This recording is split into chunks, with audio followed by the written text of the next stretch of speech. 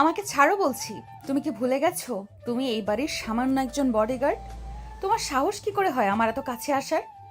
আমি আমার ডিউটি করছি ম্যাম, আর আমার ডিউটি হলো আপনাকে সুরক্ষিত রাখা। আপনি নিজের ইচ্ছে মতো মাঝরাতে একা বাড়ির বাইরে যেতে পারেন না। মেহজাবিনের দুই হাত শক্ত করে ধরে তাকে দরজার সাথে চেপে দাঁড় করিয়ে রেখেছে আরিয়ান। মেহজাবিনের শ্বাস প্রশ্বাস দ্রুত বইছে, রাগে তার ফর্সা গাল দুটো লাল হয়ে আছে। আরিয়ানের চওড়া বুকের খুব কাছে থাকায় তার শরীরের উষ্ণতা স্পষ্ট টের পাচ্ছে মেহজাবিন। আরিয়ানের চোখের দৃষ্টি তীক্ষ্ণ, কিন্তু সেখানে কোনো ভয় বা দ্বিধা নেই। মেহজাবিন যতবারই নিজেকে ছাড়িয়ে নেওয়ার চেষ্টা করছে, আরিয়ানের হাতের বাঁধন যেন আরো শক্ত হচ্ছে। একটা অদ্ভুত শিহরণ মেহজাবিনের শিরদাঁড়া বেয়ে নেমে গেল। সে এই লোকটার উপর প্রচন্ড বিরক্ত, অথচ এই নৈকট্য তাকে এক অজানা অনুভূতিতে ভাসিয়ে দিচ্ছে। আরিয়ানের পেশিবহুল হাতগুলোর স্পর্শ তার নরম ত্বকে এক তীব্র উত্তেজনার সৃষ্টি করছে। আমি কোথায় যাব, কার সাথে যাব, সেটা সম্পূর্ণ আমার ব্যাপার। তুমি আমাকে বাধা দেওয়ার কে? আমার বাবার টাকায় তোমার সংসার চলে, এটা ভুলে যেও না। চৌধুরী সাহেব আমাকে আপনার ছায়া হয়ে থাকার নির্দেশ দিয়েছেন। আপনি যদি এখন একটা পাও দরজার বাইরে রাখেন, আমি আপনাকে কাঁধে তুলে নিজের ঘরে বন্দি করে রাখব। তখন আপনার বাবার টাকাও আপনাকে বাঁচাতে পারবে না। আরিয়ানের গভীর এক গম্ভীর গলা শুনে মেহজাবিন কিছুটা থমকে গেল। লোকটার কথায় কোনো রসিকতা নেই, সে যা বলছে তাই করার ক্ষমতা রাখে। মেহজাবিনের বুক ধক করে উঠল।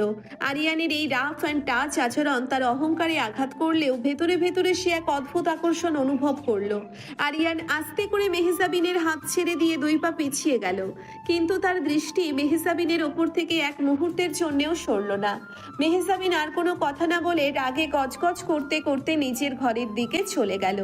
দরজাটা সজোরে বন্ধ করার শব্দ পুরো করিডোরে প্রতিধ্বনিত হলো। আরিয়ান ঠোঁটের কোণে হালকা হেসে নিজের পজিশনে ফিরে গেল। পরদিন সকাল, চৌধুরী ফিলার বিশাল ডাইনিং টেবিলে সবাই নাস্তা করতে বসেছে।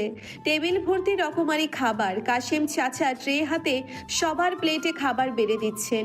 চৌধুরী সাহেব গম্ভীর মুখে খবরের কাগজ পড়ছেন। রবিনা চৌধুরী ছেলের বউ নিপাকে কি যেন বুঝিয়ে বলছেন। মেহজাবিন এখনো নিচে নামেনি। বাবা, মেহজাবিনের জন্য নতুন যে বডিগার্ড রেখেছেন, ছেলেটাকে আমার খুব একটা সুবিধার মনে হয় না। কাল রাতে দেখলাম মেহজাবিনের ঘরের সামনে কেমন অদ্ভুতভাবে দাঁড়িয়েছিল। নিপা ঠিকই বলেছে বাবা, আরিয়ান ছেলেটা বড্ড বেশি নাক গলায়। মেহেরজাবিন তো ওর যন্ত্রণায় স্বাধীনভাবে শ্বাসও নিতে পারছে না। তোমরা কি মনে করো আমি না বুঝে আরিয়ানকে নিয়োগ দিয়েছি? সাদাবের লোক মেহজাবিনের পিছু নিয়েছে। রহমান সাহেব আমার ক্ষতি করার জন্য যে কোনো স্তরে নামতে পারে। মেহজাবিনের সুরক্ষার জন্য আরিয়ানের চেয়ে যোগ্য আর কেউ নেই। কিন্তু তাই বলে ছেলেটা মেহজাবিনকে সারাক্ষণ এমন চোখে চোখে রাখবে? মেয়েটার তো নিজস্ব একটা জীবন আছে। এমন সময় সিঁড়ি দিয়ে গটগট করে নেমে এলো মেহজাবিন। পরনে তার দামি ডিজাইনার থ্রি পিস, চুলগুলো খোলা, চোখে কালো সানগ্লাস। তার পেছনেই কয়েক কদম দূরত্ব বজায় রেখে শান্ত পায়ে হেঁটে আসছে আরিয়ান। আরিয়ানের পরনে কালো শার্ট এবং কালো প্যান্ট। শার্টের হাতা কনুই পর্যন্ত গোটানো, যার ফলে তার পেশিবহুল হাতগুলো স্পষ্ট বোঝা যাচ্ছে। ডাইনিং টেবিলে এসে মেহজাবিন ধপ করে একটা চেয়ার টেনে বসলো। বাবা, আমি আজ থেকে আর ইউনিভার্সিটিতে যাব না। যদি যেতেই হয় তবে জল্লাদকে বাড়িতে রেখেই যাব। আমি ক্লাসে যাই, সে ক্লাসের দরজায় দাঁড়িয়ে থাকে, সবাই আমাকে নিয়ে হাসাহাসি করে। আমি এসব আর সহ্য করতে পারছি না। মা, মেহজাবিন, জেদ করো না। আরিয়ান তোমার ভালোর জন্যই তোমার সাথে থাকে। তুমি তো জানো পরিস্থিতি কতটা খারাপ। আমার কোনো কথা শোনার দরকার নেই। এই লোকটা গতকাল রাতে আমার সাথে যে আচরণ করেছে, এরপর আমি একে এক মুহূর্ত আমার আশেপাশে দেখতে চাই না। মেহজাবিনের কথায় সবাই অবাক হয়ে তাকালো। নিপা ভ্রুকুচকে আরিয়ানের দিকে তাকালো। আরিয়ান নির্লিপ্ত ভঙ্গিতে দাঁড়িয়ে আছে, যেন এসব তাকে উদ্দেশ্য করে বলা হচ্ছে না। কাশেম চাচা ভয়ে ভয়ে মেহজাবিনের প্লেটে একটা স্যান্ডউইচ তুলে দিলেন। মা জননী, মাথা ঠান্ডা করে খেয়ে নাও, সকাল সকাল রাগ করতে নেই। আমার খিদে নেই। মেহজাবিন প্লেটটা ঠেলে দিয়ে উঠে দাঁড়ালো। ঠিক তখনই মেইন ডোর দিয়ে হাসতে হাসতে প্রবেশ করলো তানিয়া এবং রফিক সাহেব। রফিক সাহেবের মুখে একটা কুটিল হাসি, যা দেখে মনে হয় সে মনে মনে অন্য কোনো ছক কষছে। তানিয়ার চোখ প্রথমেই গিয়ে পড়লো আরিয়ানের ওপর। আরিয়ানকে দেখলেই তানিয়ার চোখ চকচক করে ওঠে। Good morning everyone. কি ব্যাপার মেহজাবিন আপু, সকাল সকাল এত রেগে আছিস কেন? আরে ওর তো কথায় কথায় রাগ, কিন্তু আমার তো অন্য একটা বিষয় নিয়ে চিন্তা হচ্ছে। রফিক, তুমি কি রহমান সাহেবের সাথে জমিটা নিয়ে কথা বলেছিলে? হ্যাঁ, কথা তো বলছিলাম, কিন্তু রহমান সাহেব তো শর্ত জুড়ে দিয়েছেন। তিনি চান শাদাবের সাথে মেহজাবিনের বিয়েটা হোক, তাহলে নাকি সব সমস্যার সমাধান হয়ে যাবে। অসম্ভব। রহমান সাহেবের ছেলের হাতে আমি আমার মেয়েকে তুলে দেব? শাদাব একটা ড্রাগ অ্যাডিক্ট আর গুন্ডা। এই প্রস্তাব তুমি আমাকে দ্বিতীয়বার দেবে না রফিক। চৌধুরী সাহেবের ধমক খেয়ে রফিক সাহেব চুপ হয়ে গেলেন, কিন্তু তার চোখের দৃষ্টি অন্য কথা বলছিল। এদিকে তানিয়া সবার অলক্ষ্যে আরিয়ানের পাশে গিয়ে দাঁড়ালো। মেহজাবিন আর চোখে সেটা খেয়াল করলো। আরিয়ান ভাইয়া, আপনি তো দিন দিন আরও হ্যান্ডসাম হয়ে যাচ্ছেন। কালো শার্টে আপনাকে একদম হিরোদের মতো লাগছে। ধন্যবাদ ম্যাম। শুধু ম্যাম কেন, আমাকে তানিয়া বলে ডাকবেন। আচ্ছা, আজ বিকেলে কি আপনি ফ্রি আছেন? আমাকে একটু শপিং মলে নিয়ে যেতে পারবেন? তানিয়ার কথায় মেহজাবিনের শরীরে যেন আগুন ধরে গেল। সে বুঝতে পারছে না কেন তার এত রাগ লাগছে। একজন বডিগার্ডের সাথে তার চাচাতো বোন ফ্ল্যাট করছে, এতে তার তো খুশি হওয়ার কথা, কিন্তু তার বুকের ভেতরটা অদ্ভুতভাবে জ্বলছে। তানিয়া, ও আমার বডিগার্ড। তো শপিংয়ের ব্যাগ টানার জন্য ওকে বাবা টাকা দিয়ে রাখিনি। আরিয়ান, তুমি গাড়ি রেডি করো, আমি ইউনিভার্সিটিতে যাব। মেহজাবিন রাগে পা ঠুকতে ঠুকতে বাইরে চলে গেল। আরিয়ান তানিয়াকে হালকা মাথা নেড়ে সম্মান জানিয়ে মেহজাবিনের পিছু নিল। তানিয়া মুখ বাঁকিয়ে দাঁড়িয়ে রইল। ইউনিভার্সিটির বিশাল ক্যাম্পাস। মেহজাবিন তার বেস্ট ফ্রেন্ড শাইমার সাথে ক্যাফেটেরিয়ায় বসে কফি খাচ্ছে। আরিয়ান একটু দূরে একটা পিলারে হেলান দিয়ে সতর্ক দৃষ্টিতে চারপাশে খেয়াল করে রাখছে। শাইমা কফিতে চুমুক দিয়ে আরিয়ানের দিকে তাকালো। দোস্ত, তোর বডিগার্ডটা কিন্তু আসলেই খুব হট। ওই দেখ, ইউনিভার্সিটির অর্ধেক মেয়ে ওর দিকে হা করে তাকিয়ে আছে, আর ও কেমন কুল মুডে দাঁড়িয়ে আছে। তোর তো লাক খুব ভালো। তুই থামবি সাইমা? এই লোকটার জন্য আমার জীবন অতিষ্ঠ হয়ে গেছে। সারাক্ষণ ছায়ার মতো লেগে থাকে। রাতে একটু বারান্দায় গিয়ে দাঁড়াবো, সেখানেও দেখি নিচেও টর্চ হাতে পাহারায় দাঁড়িয়ে আছে। কোনো প্রাইভেসি নেই আমার জীবনে। আঙ্কেল তো তোর নিরাপত্তার জন্যই রেখেছেন। সাদাবের যা অবস্থা, কখন কি করে বসে তার তো ঠিক নেই। আমি সাদাবকে ভয় পাই না। আমার বাবা চৌধুরী সাহেব, কেউ আমার গায়ে হাত দেওয়ার সাহস করবে না। মেহজাবিন কথাগুলো বলতেই হঠাৎ ক্যাফেটেরিয়ার পরিবেশ ভারী হয়ে উঠল। কয়েকজন স্টুডেন্ট ভয়ে সরে দাঁড়ালো। ক্যাফেটেরিয়ার দরজা দিয়ে সদল বলে প্রবেশ করলো সাদাব। পরনে তার চামড়াই জ্যাকেট, চোখে রঙিন চশমা, মুখে একটা বাজে হাসি।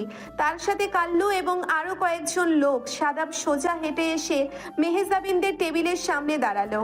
আরিয়ান দূর থেকে ব্যাপারটা খেয়াল করলো, কিন্তু এখনই কোনো পদক্ষেপ না নিয়ে সতর্ক হয়ে এগিয়ে আসতে শুরু করলো। হ্যালো বিউটিফুল, অনেক দিন পর দেখা। কেমন আছো আমার হবু বউ? হ্যাঁ, মুখ সামলে কথা বল সাদাব। আমি তোর হবু বউ নই। আর তুই এখানে কি করছিস? এটা ইউনিভার্সিটি, তোর বাপের গুন্ডামির জায়গা নয়। আরে জান, এত রাগ করো কেন? তোমার বাবা তো আমার প্রস্তাবে রাজি হচ্ছেন না, তাই ভাবলাম আমি নিজেই এসে আমার হবু বউকে নিয়ে চলে যাই। চলো, কাজই রেডি আছে, আজই বিয়েটা সেরে ফেলি, কি বলো? সাদাব কথাগুলো বলেই মেহজাবিনের হাত ধরার জন্য এগিয়ে গেল। মেহজাবিন ভয়ে পেছনের দিকে সরে যাওয়ার চেষ্টা করলো।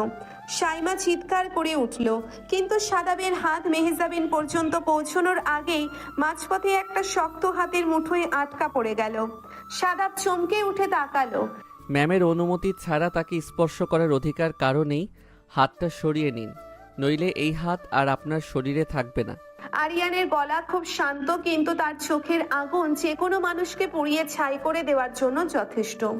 সাদাব আরিয়ানকে দেখে তাচ্ছিল্যের হাসি হাসলো। এই তুই কেনে? চৌধুরী সাহেবের পোষা কুকুর, 2 টাকার বডিগার্ড হয়ে আমার কাজে বাধা দিতে আসছিস? কাল্লু, কাল্লু, এই লোকটাকে এখান থেকে সরা, আর এই মেয়েকে গাড়িতে তোল। কাল্লু তার বিশাল শরীর নিয়ে আরিয়ানের দিকে তেড়ে এলো। তার হাতে একটা স্টিলের রড। কাল্লু রডটা তুলে আরিয়ানের মাথায় আঘাত করতে গেল, কিন্তু আরিয়ানের এক চুলও নড়ল না। শেষ মুহূর্তে সে হালকা করে মাথাটা সরিয়ে নিল। রডটা বাতাসে শো করে আওয়াজ তুলে নিচে নেমে গেল। চোখের পলকে আরিয়ান কাল্লুর ডান হাত ধরে একটা মোচড় দিল। ক্যাফেটেরিয়ার সবাই স্পষ্ট শুনতে পেল হাড় ভাঙার মটমট শব্দ। কাল্লু ব্যথার চিৎকার করে মেঝেতে বসে পড়ল। এই তোরা দাঁড়িয়ে আছিস কেন? মর শালাকে। শাদাবের বাকি 3 গুন্ডা একসাথে আরিয়ানের ওপর ঝাঁপিয়ে পড়ল। মেহজাবিন ভয়ে চোখ বন্ধ করে ফেলল, কিন্তু যখন সে চোখ খুলল দেখলো এক অবিশ্বাস্য দৃশ্য। আরিয়ানের প্রতিটি মুভমেন্ট এত দ্রুত এবং নিখুঁত যে মনে হচ্ছে সে কোনো বিশেষ ট্রেনিং প্রাপ্ত কমান্ডো। কয়েক সেকেন্ডের মধ্যে গুন্ডাগুলো ক্যাফেটেরিয়ার এদিক সেদিক ছিটকে পড়ল। কারো নাক দিয়ে রক্ত ঝরছে, কেউ ব্যথায় কোকাচ্ছে। আরিয়ান নিজের শার্টের কলারটা ঠিক করে শাদাবের দিকে তাকালো। ম্যামের দিকে আর একবার তাকালে আপনার চোখ দুটো উপরে আমি কাকের খাবার বানাবো। এটা আমার প্রথম এবং শেষ ওয়ার্নিং। শাদাবের চোখে এবার স্পষ্ট ভয় ফুটে উঠল। সে বুঝতে পারলো এই লোকটা সাধারণ কোনো বডিগার্ড নয়। সে পিছু হটতে শুরু করলো। তুই আমাকে চিনিস না, এর ফল তোকে ভোগ করতে হবে। আমি তোকে শেষ করে দেবো। শাদাব তার গুন্ডাদের ফেলে রেখেই দৌড়ে পালিয়ে গেল। ক্যাফেটেরিয়ার সবাই স্তব্ধ হয়ে পুরো ঘটনাটা দেখলো। আরিয়ান শান্ত পায়ে মেহজাবিনের কাছে এসে দাঁড়ালো। মেহজাবিনের বুক তখনও ভয়ে ধুকপুক করছে। সে আরিয়ানের দিকে অবাক হয়ে তাকিয়ে আছে। আপনি ঠিক আছেন ম্যাম? হ্যাঁ, আমি ঠিক আছি। চলুন আমরা এখনই বাড়ি ফিরে যাব, পরিবেশটা নিরাপদ নয়। আরিয়ান আর কোনো কথা না বলে সামনে হাঁটতে শুরু করলো।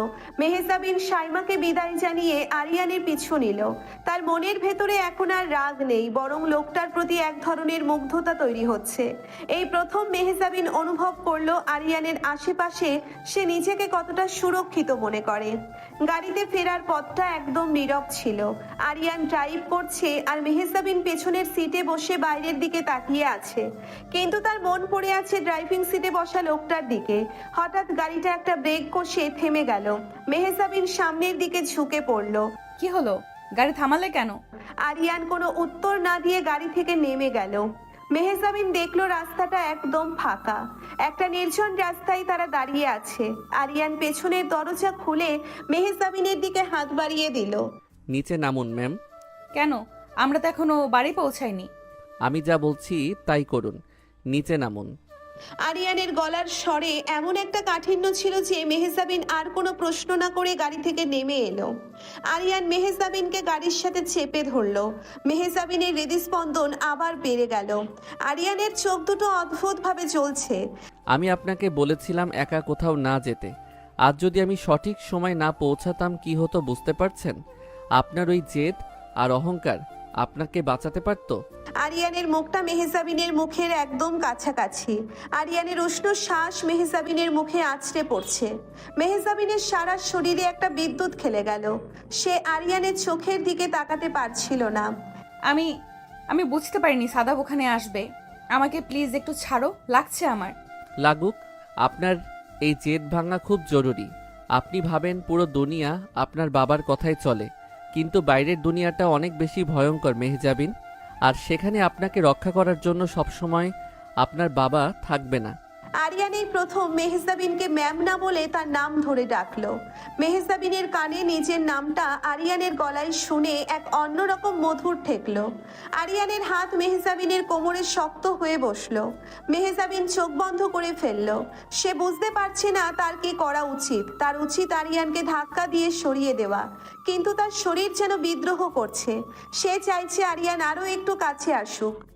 তুমি কি জানো তুমি লিমিট ক্রস করছো? আমি জানি, আর এটাও জানি আপনি চাইছেন আমি লিমিট ক্রস করি। আরিয়ানের কথায় মেহজাবিন চোখ খুলে তাকালো। তার গালে লাল আভা ছড়িয়ে পড়েছে। আরিয়ান মেহজাবিনের চোখের দিকে তাকিয়ে তার মুখটা আরো একটু এগিয়ে নিয়ে এলো। তাদের ঠোঁটের দূরত্ব এখন মাত্র কয়েক ইঞ্চি। মেহজাবিনের নিঃশ্বাস ভারী হয়ে আসছে। সে আরিয়ানের ঘাড়ের কাছে থাকা পেশিগুলোর ওঠানামায় স্পষ্ট দেখতে পাচ্ছে। ঠিক সেই মুহূর্তে আরিয়ানের পকেটে থাকা ওয়াকিটকিটা বেজে উঠল। হ্যাঁ রনি, ম্যাম আমার সাথেই আছেন। আমরা কিছুক্ষণের মধ্যেই বাড়ি পৌঁছাচ্ছি।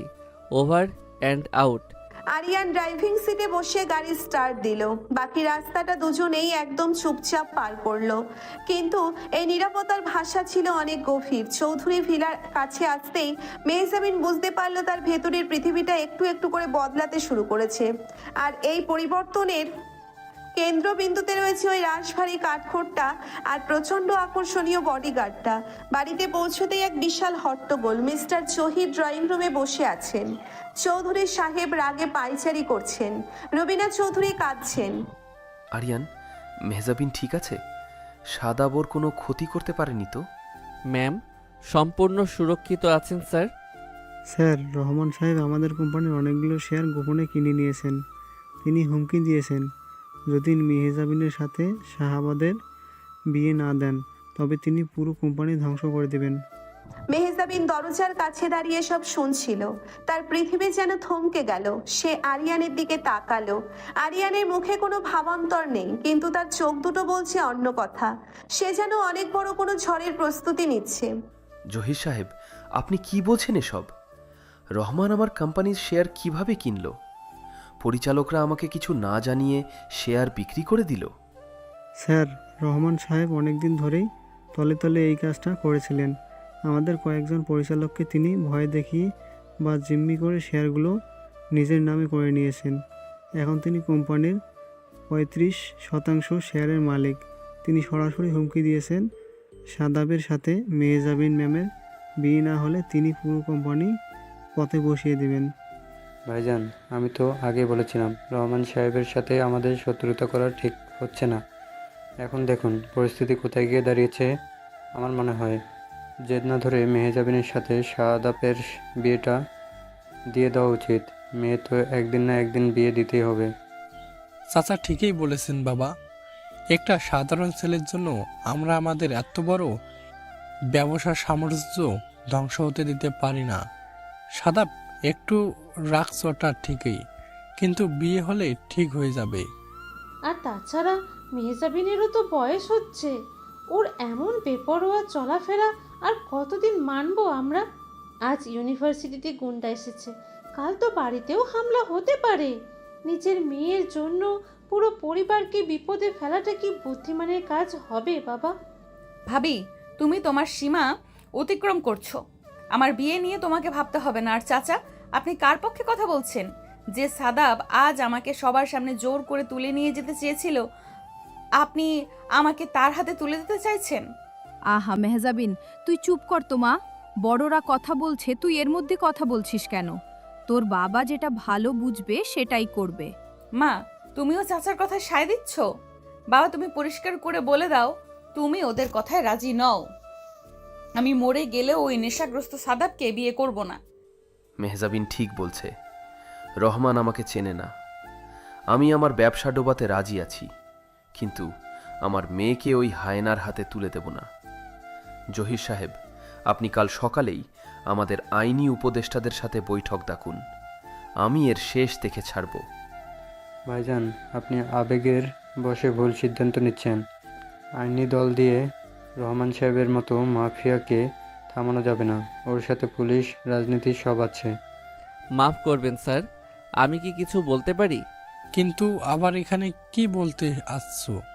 তুমি এই বাড়ির একজন সামান্য বডিগার্ড। আমাদের পারিবারিক আর ব্যবসায়িক বিষয়ে নাক গলানোর অধিকার তোমাকে কে দিয়েছে? ঠিকই তো, একে তো আজ ওর জন্যই সাদাব এতটা খেপেছে। কে জানে, হয়তো এই বডিগার্ড নিজে থেকেই গায়ে পড়ে সাদাবের লোকজনকে মেরে পরিস্থিতি আরো খারাপ করেছে। ভাবি, একদম বাজে কথা বলবে না। আরিয়ান যদি আজ না থাকতো, সাদাব আমাকে জোর করে তুলে নিয়ে যেত।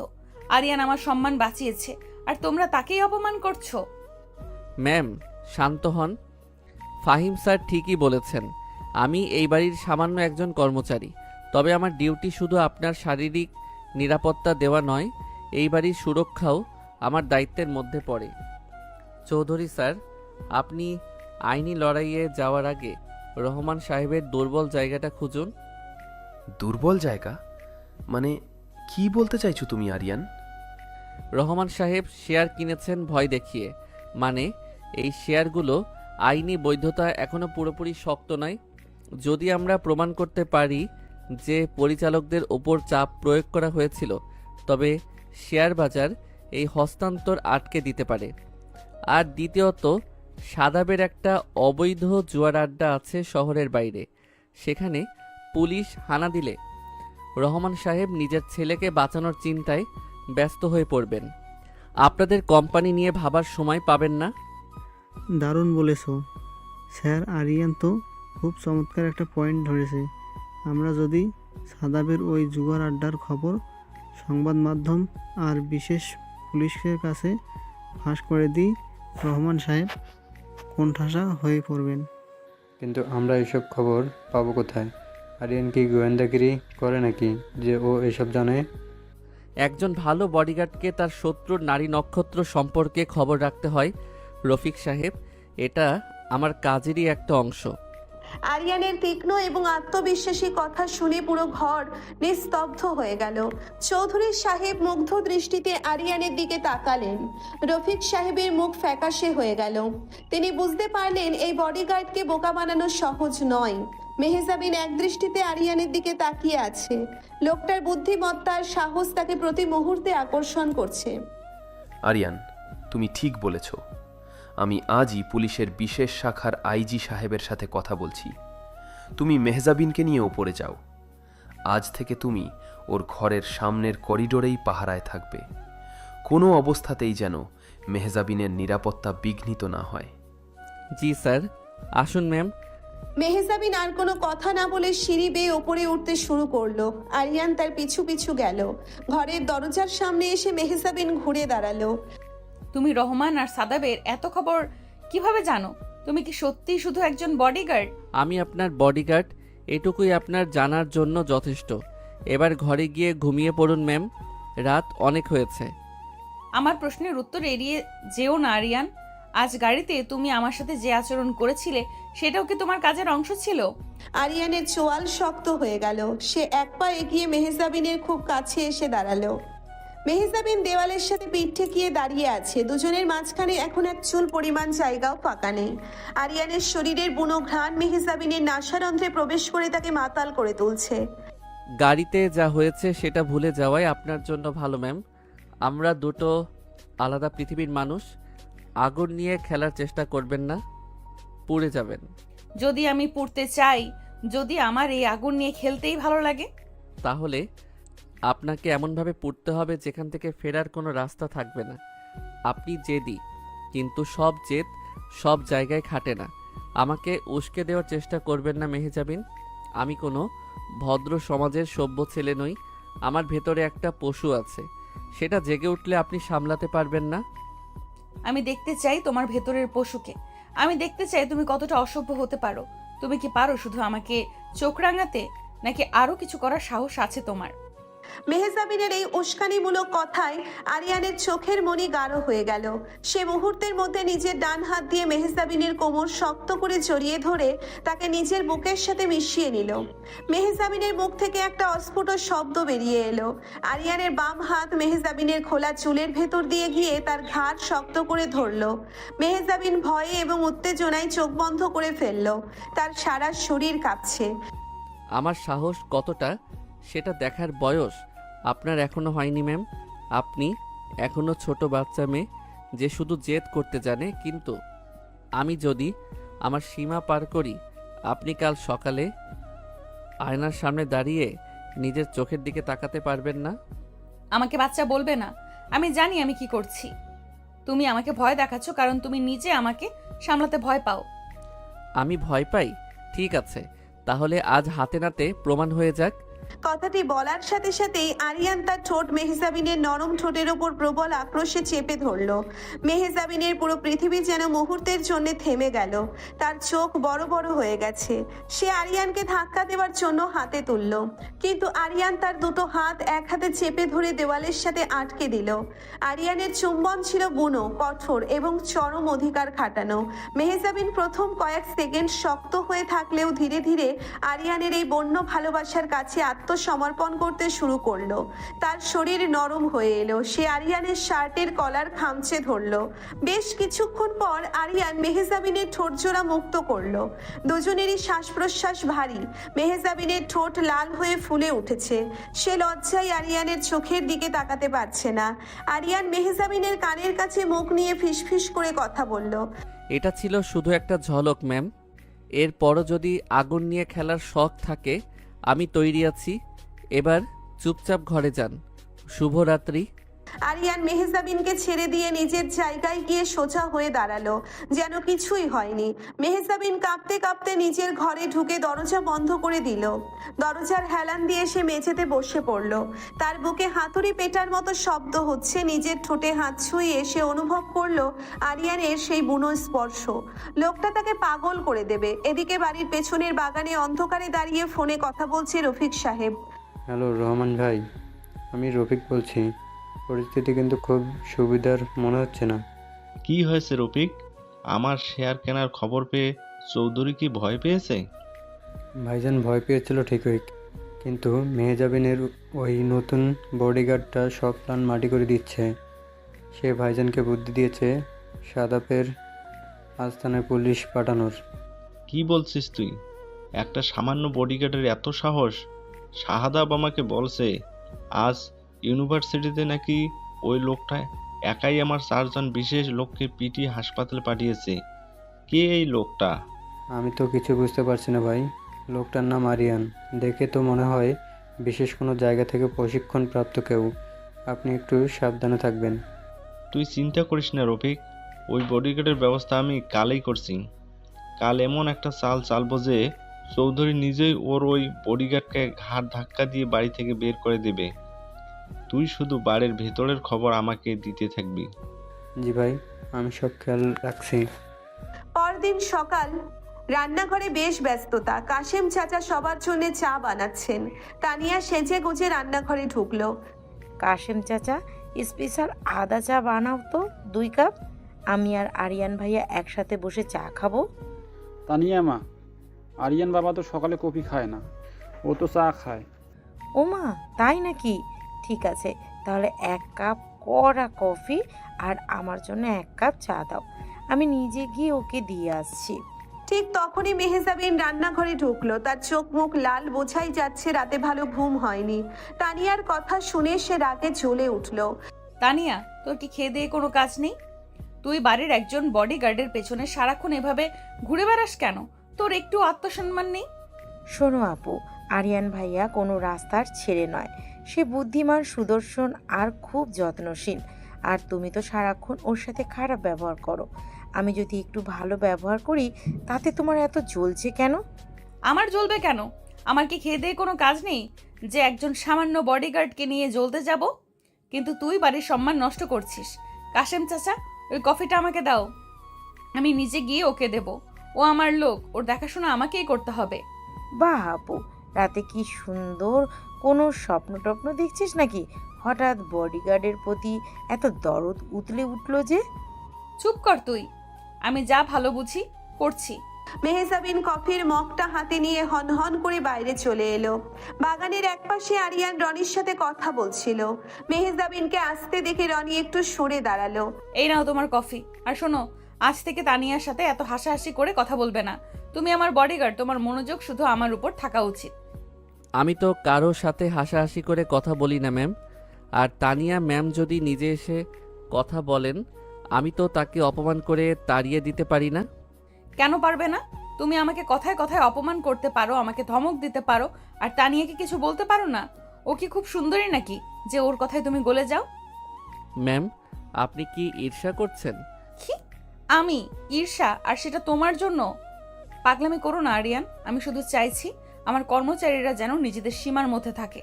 সীমা তো আপনি কাল রাতেই পার করে ফেলেছেন ম্যাম। কফির জন্য ধন্যবাদ। আরিয়ান মুচকি হেসে কফির মগটা নিল। মেহজাবিন রাগে কিছু একটা বলতে গিয়েও থেমে গেল। আরিয়ানের ওই হাসির কাছে তার সব জেদ হার মেনে যায়। সে গটগট করে বাড়ির ভেতরে চলে গেল। চৌধুরী সাহেব খুব চিন্তায় আছেন। শাদাবের লোক নাকি ইউনিভার্সিটিতে হামলা করেছিল। আরিয়ান, তুই কিন্তু আগুন নিয়ে খেলছিস। তুই জানিস তোর লক্ষ্য কি?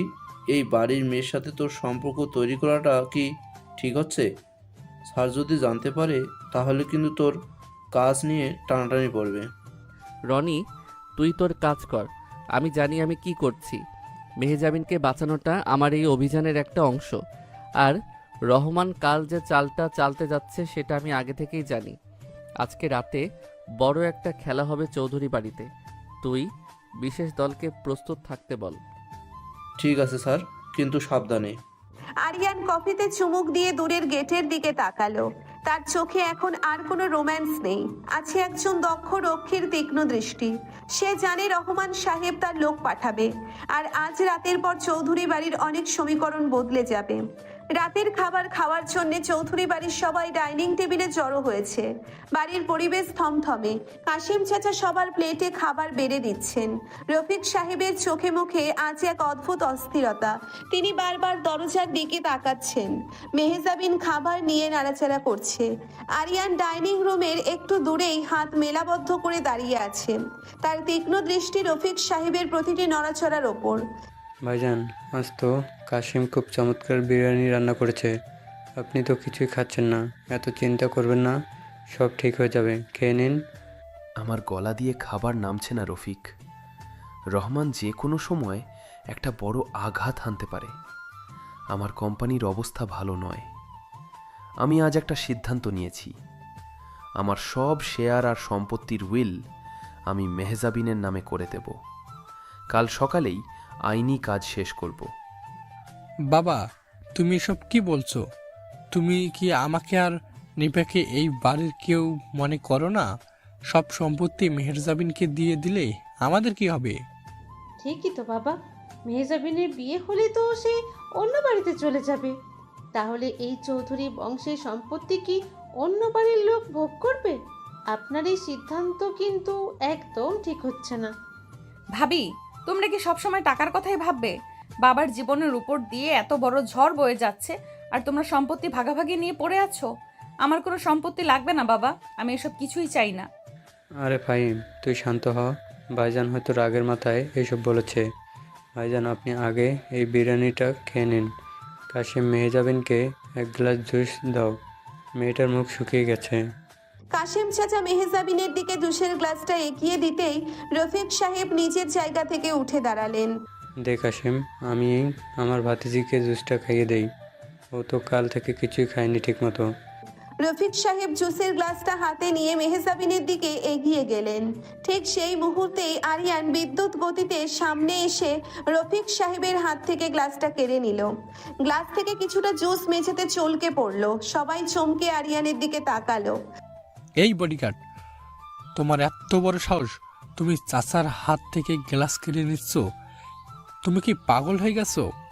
এই লোকটার তো দিন দিন সাহস বেড়ে যাচ্ছে। তুই আমার হাত থেকে গ্লাস কাড়লি কেন? রফিক সাহেব, এই জুস ম্যাম খাবেন না। আর চৌধুরী স্যার, আপনার প্লেটের খাবারটাও আপনি খাবেন না। কি বলছো তুমি আরিয়ান? কেন খাবো না? কাসেম তো নিজে রান্না করেছে। কাশেম চাচা রান্না করেছেন ঠিকই, কিন্তু আধা ঘন্টা আগে কাশেম চাচা যখন বাইরে গিয়েছিলেন তখন এই রফিক সাহেব রান্নাঘরে ঢুকে খাবারের সাথে আর এই জুসের সাথে কড়া ঘুমের ওষুধ মিশিয়ে দিয়েছেন, যাতে আপনারা সবাই গভীর ঘুমে তলিয়ে যান। আর রহমান সাহেবের লোক বিনা বাধায় এই বাড়িতে ঢুকে ম্যামকে তুলে নিয়ে যেতে পারে। কি চাচা, আরিয়ান কি বলছে এসব? আপনি আমাদের খাবারে ওষুধ মিশিয়েছেন? ভাইজান, এই 2 টাকার কর্মচারীর কথা আপনি বিশ্বাস করবেন? ও মিথ্যা বলছে। ও আমাকে ফাঁসানোর চেষ্টা করছে। আমি মিথ্যে বলছি কিনা সেটা প্রমাণ করা খুব সহজ। রফিক সাহেব, আপনি এই জুসের গ্লাসটা এক চুমুকে খেয়ে ফেলুন, তারপর দেখা যাক আপনি জেগে থাকেন নাকি ঘুমিয়ে পড়েন। নিন, খান। আরিয়ান গ্লাসটা রফিক সাহেবের মুখের সামনে ধরল। রফিক সাহেবের মুখ ভয়ে ফ্যাকাশে হয়ে গেল। তার কপালে ঘাম জমতে শুরু করেছে। তিনি গ্লাসটা নেওয়ার জন্য হাত বাড়ালেন না। পুরো ডাইনিং রুমের সবাই বুঝে গেল আরিয়ান সত্যি বলছে। রফিক, তুই এত বড় বিশ্বাসঘাতক? তুই নিজের ভাইয়ের পিঠে ছুরি মারলি? তোর এত বড় সাহস! আমাকে মাফ করে দিন ভাইজান। রহমান আমাকে হুমকি দিয়েছিল। সে বলেছিল আমি যদি তাকে সাহায্য না করি সে আমাকে মেরে ফেলবে। আমার আর কোনো উপায় ছিল না। স্যার, এখন এসব কথা বলার সময় নেই। রহমান সাহেবের লোক ইতিমধ্যে বাড়ির সীমানায় ঢুকে পড়েছে। আমি বাইরের সিসিটিভি ক্যামেরায় দেখেছি। ওরা সংখ্যায় 10-12 জন, সবার হাতে অস্ত্র আছে। রনি বাইরের গেট আটকে রেখেছে, কিন্তু বেশিক্ষণ পারবে না। আমাদের এখনই এখান থেকে বের হতে হবে। আরিয়ান, আমরা কোথায় যাব? বাবা ভাইয়া ওদের কি হবে? ম্যাম, ওদের প্রধান লক্ষ্য আপনি। ওরা আপনাকে পেলে আর কাউকে কিছু করবে না।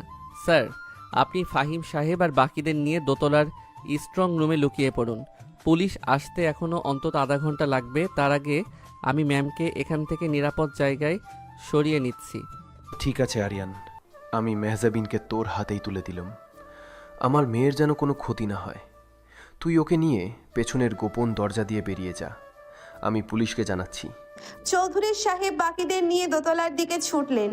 রফিক সাহেব পালানোর চেষ্টা করতেই আরিয়ান তার কলার চেপে ধরে একটা শক্ত ঘুষি বসিয়ে দিল।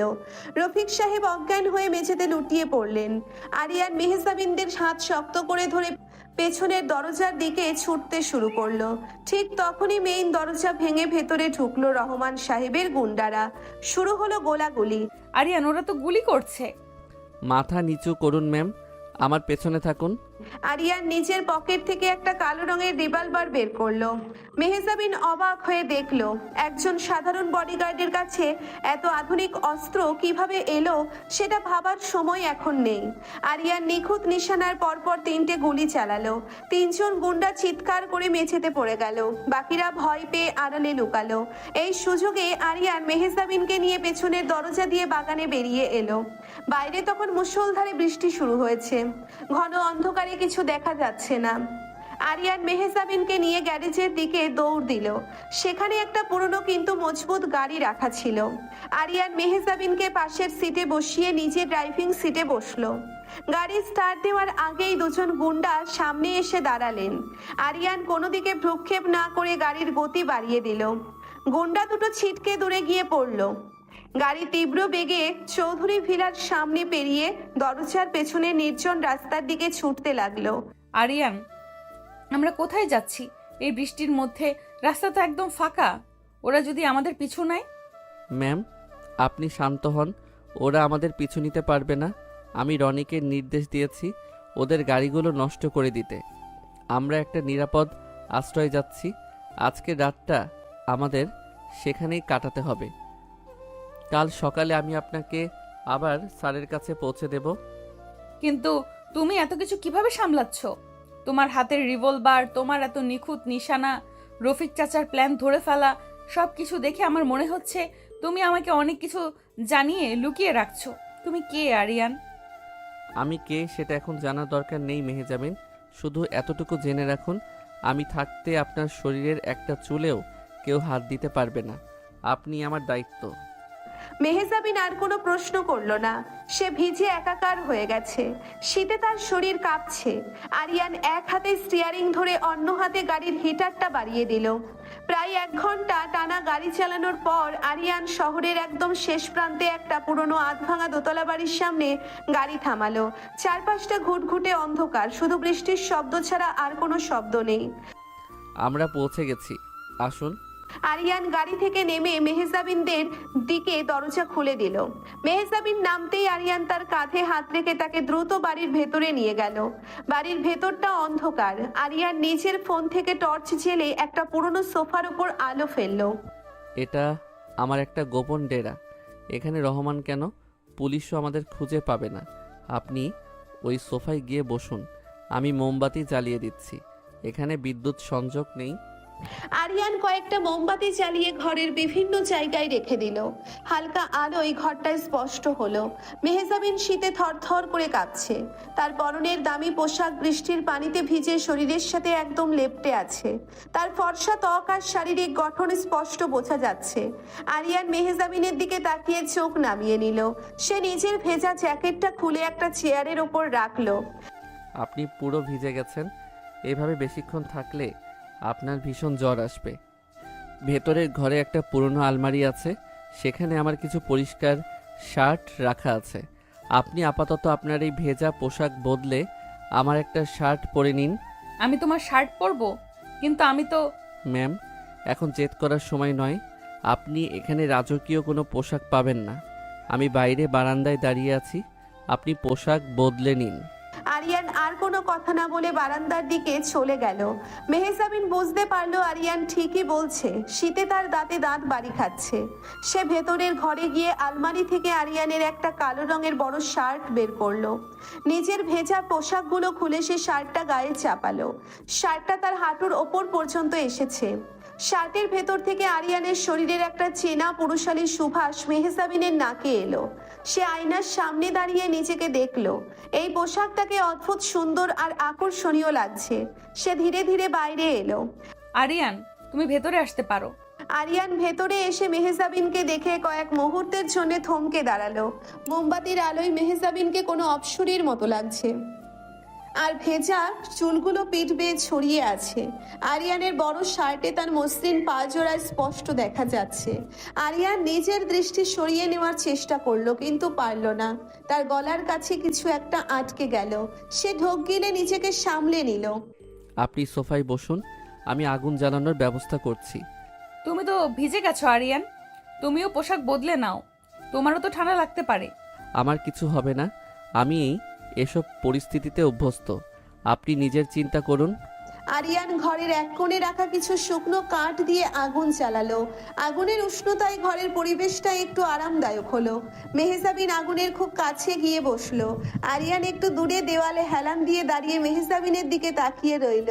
ঘরের ভেতর এক অদ্ভুত নীরবতা, শুধু বাইরের বৃষ্টির একটানা শব্দ আর আগুনের কড়কড় আওয়াজ ছাড়া আর কোনো শব্দ নেই। তুমি কি সব সময় এত পাষাণ? তোমার কি কোনো অনুভূতি নেই আরিয়ান? আমার অনুভূতি দিয়ে আপনার কোনো কাজ নেই ম্যাম। আমার অনুভূতি আমার কাছেই থাক। তুমি কি আমাকে একটুও পছন্দ করো না? আমি দেখেছি তুমি আর চোখে আমার দিকে তাকাও। যখন তানিয়া তোমার সাথে কথা বলে তখন তুমি ইচ্ছে করে আমাকে শোনানোর জন্য তানিয়ার সাথে নরম সুরে কথা বলো। তুমি আমাকে ঈর্ষান্বিত দেখতে চাও, তাই না? আপনি ভুল ভাবছেন। আমি একজন বডিগার্ড। আমার কাজ আপনাকে রক্ষা করা, আপনার সাথে প্রেম করা নয়। তুমি মিথ্যা বলছো আরিয়ান।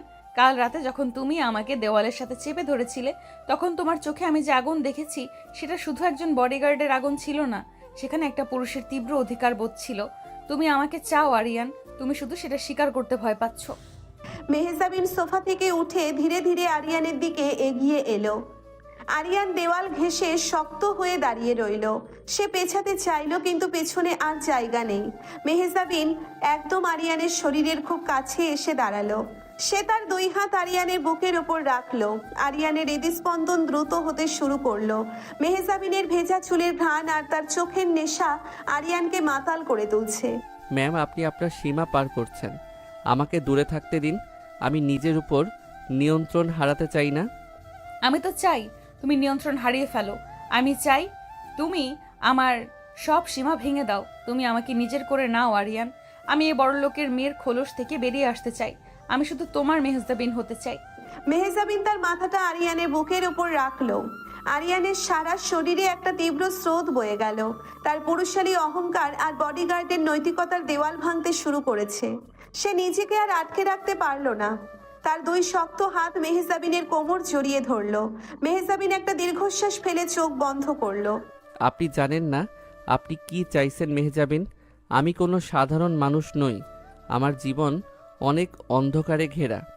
আমার সাথে জড়ালে আপনার জীবনও ধ্বংস হয়ে যাবে। আমি আপনাকে সুখে রাখতে পারবো না। আমি সুখ চাই না, আমি শুধু তোমাকে চাই। তুমি আমাকে আজকের এই রাতের জন্য অন্তত তোমার করে নাও। কাল কি হবে সেটা আমি ভাবতে চাই না। আমি শুধু আজকের এই মুহূর্তটা তোমার সাথে কাটাতে চাই। মেহজাবিন মুখ তুলে আরিয়ানের চোখের দিকে তাকালো। তার চোখে এক তীব্র তৃষ্ণা আর আকুলতা। আরিয়ান আর কোনো কথা না বলে মেহজাবিনের ঠোঁটে তার ঠোঁট ডুবিয়ে দিল।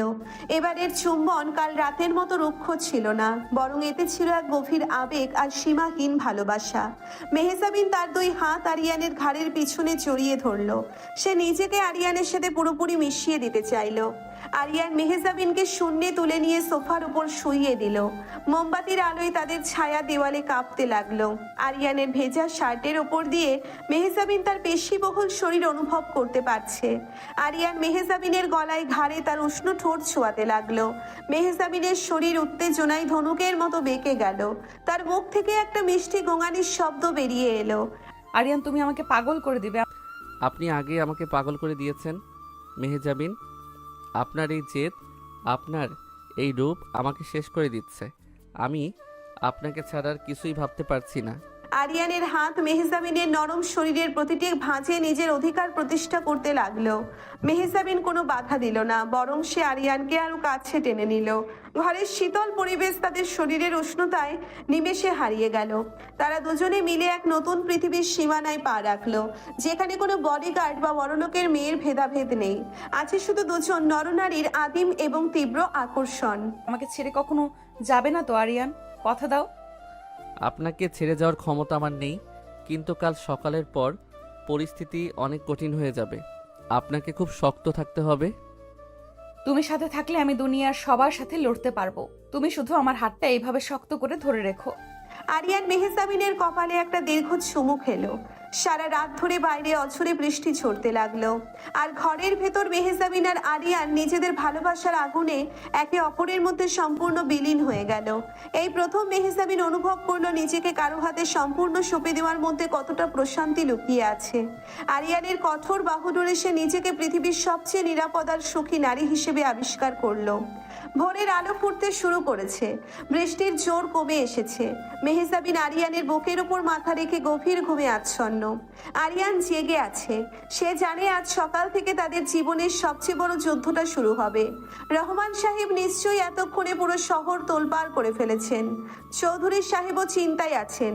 আরিয়ান খুব সন্তর্পণে মেহজাবিনকে সোফায় শুইয়ে দিয়ে উঠে দাঁড়ালো। সে নিজের ফোনটা হাতে নিয়ে একটা বিশেষ নম্বরে ডায়াল করলো। হ্যালো স্যার, আমি আরিয়ান বলছি। ম্যাম আমার সাথে সম্পূর্ণ নিরাপদ আছেন। হ্যাঁ, রফিক সাহেবের বিশ্বাসঘাতকতার প্রমাণ আমার কাছে আছে। রহমান এবার পালাতে পারবে না। আমি সব ব্যবস্থা করে ফেলেছি। ম্যামকে নিয়ে আমি ঘন্টা খানেকের মধ্যেই পৌঁছাচ্ছি। আপনারা তৈরি থাকুন। ফোনটা পকেটে রেখে আরিয়ান মেহজাবিনের দিকে তাকালো। ঘুমন্ত মেহজাবিনকে একদম ছোট বাচ্চার মতো নিষ্পাপ লাগছে। আরিয়ান জানে এরপর সে যে পদক্ষেপ নিতে যাচ্ছে তাতে মেহজাবিন হয়তো তাকে ভুল বুঝবে, হয়তো খুব কষ্ট পাবে, কিন্তু মেহজাবিনকে চিরতরে সুরক্ষিত করতে এবং রহমান গ্যাংকে ধ্বংস করতে এই একটা পথই খোলা আছে। আরিয়ান একটা দীর্ঘশ্বাস ফেলে মেহজাবিনের মাথায় আলতো করে হাত রাখলো। আমাকে ক্ষমা করে দিন মেহজাবিন। আপনাকে বাঁচানোর জন্য আজ আমাকে এমন একটা কাজ করতে হবে যেটা আপনি হয়তো কোনোদিন মেনে নিতে পারবেন না, কিন্তু আমি বাধ্য। আপনার সুরক্ষার জন্য আমি পুরো পৃথিবীর সাথেও যুদ্ধ করতে পারি। আরিয়ান মেহজাবিনকে জাগানোর জন্য তার কাঁধে হাত রাখলো। আজকের দিনটা চৌধুরী বাড়ির জন্য এক অভাবনীয় ঝড়ের পূর্বাভাস নিয়ে আসছে। ভোরের আলো চারপাশের অন্ধকার কাটিয়ে পুরনো বাড়িটার ভেতর প্রবেশ করেছে। মেহজাবিন চোখ মেলে তাকালো। তার সারা শরীরে কাল রাতের বুনো ভালোবাসার এক মিষ্টি আবেশ জড়িয়ে আছে। সে উঠে বসে দেখলো আরিয়ান তার পাশে নেই। ঘরের এক কোণে আরিয়ান তার ভেজা শার্টটা হাতে নিয়ে দাঁড়িয়ে আছে, তার চোখে রাজ্যের গাম্ভীর্য। আরিয়ান, তুমি এত সকালে উঠে পড়েছো? কাল রাতের পর আমার মনে হচ্ছে আমি যেন নতুন করে জন্ম নিয়েছি। তুমি আমাকে পৃথিবীর সবচেয়ে সুখী মেয়ে বানিয়ে দিয়েছো। আমাদের হাতে একদম সময় নেই মেহজাবিন, আপনি তাড়াতাড়ি তৈরি হয়ে নিন। রনি একটু পরই গাড়ি নিয়ে আমাদের নিতে আসছে। আমাদের এখনই এই জায়গা ছাড়তে হবে। এত তারা কিসের আরিয়ান? আমি তো তোমার সাথেই আছি, আর আমরা তো আজ সোজা বাড়িতেই ফিরে যাব, তাই না?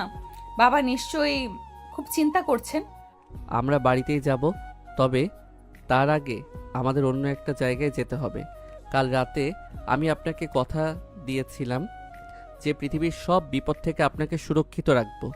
আজ সেই কথা রাখার জন্য আমাকে একটা খুব কঠিন সিদ্ধান্ত নিতে হচ্ছে। কঠিন সিদ্ধান্ত মানে? তুমি কি বলতে চাইছো আরিয়ান? আমাকে কোথায় নিয়ে যাবে তুমি? সেটা সময় হলেই দেখতে পাবেন। আপনি আমার শার্টটা খুলে নিজের পোশাকটা পরে নিন। পোশাক শুকিয়ে গেছে। আমি বাইরে রনির জন্য অপেক্ষা করছি। আরিয়ান আর কোনো কথা না বলে বাইরে চলে গেল। মেহজাবিনের বুকের ভেতরটা অজানা এক আশঙ্কায় কেঁপে উঠল। আরিয়ানের গলার স্বর এত শীতল কেন? কাল রাতের সেই মাতাল করা ভালোবাসা আর আবেগ কোথায় গেল? মেহজাবিন দ্রুত নিজের পোশাক বদলে বাইরে এলো। বাইরে রনি একটা কালো রঙের জিপ নিয়ে দাঁড়িয়ে আছে। স্যার, আপনি যেমন বলেছিলেন আমি সব ব্যবস্থা করে ফেলেছি। কাজী সাহেব অপেক্ষা করছেন। কাজী সাহেব? এর মানে কি আরিয়ান, তুমি আমাকে কোথায় নিয়ে যাচ্ছ? গাড়িতে উঠুন মেহজাবিন, রাস্তায় সব বলছি। রনি, গাড়ি স্টার্ট দে। মেহজাবিন চুপচাপ গাড়িতে উঠল। গাড়ি তীব্র গতিতে শহরের দিকে ছুটতে শুরু করলো। আরিয়ান সামনের সিটে বসে তীক্ষ্ণ দৃষ্টিতে চারপাশ খেয়াল রাখছে। মেহজাবিন, রহমান সাহেব খুব ক্ষমতাবান মানুষ। কাল রাতের ঘটনার পর তিনি চুপ করে বসে থাকবেন না। তিনি যে কোনো মূল্যে আপনাকে সাদাবের হাতে তুলে দিতে চাইবেন। চৌধুরী স্যার একা তাকে আটকাতে পারবেন না। আইনি লড়াইয়েও তিনি জিতে যেতে পারেন। কিন্তু তাতে কাজী সাহেবের কি সম্পর্ক? তুমি পুলিশকে বলতে পারো। পুলিশ সবসময় আমাদের সাথে থাকবে না। রহমান সাহেব প্রমাণ করতে চাইবেন যে আপনি সাদাবের হবু স্ত্রী, আর কাল সারা রাত আপনি বাড়ির বাইরে একজন সাধারণ বডিগার্ডের সাথে কাটিয়েছেন। এই খবর মিডিয়াতে ছড়িয়ে পড়লে আপনার আর আপনার বাবার সম্মান মাটির সাথে মিশে যাবে। সমাজ আপনাকে নোংরা কথা শোনাবে। আমার সমাজের কথাই কিছু যায় আসে না আরিয়ান, আমি শুধু তোমাকে চাই। কিন্তু আমার যায় আসে মেহজাবিন, আমি আপনার সম্মানের উপর কোনো আঁচড় লাগতে দেব না। রহমান সাহেবকে চিরতরে চুপ করানোর একটাই আইনি এবং সামাজিক পথ আছে, আর সেটা হলো আপনাকে এমন কারো স্ত্রী হতে হবে যার উপর রহমান সাহেব চাইলেও কোনো আইনি অধিকার খাটাতে পারবেন না। তার মানে তুমি আমাকে বিয়ে করতে চাইছো?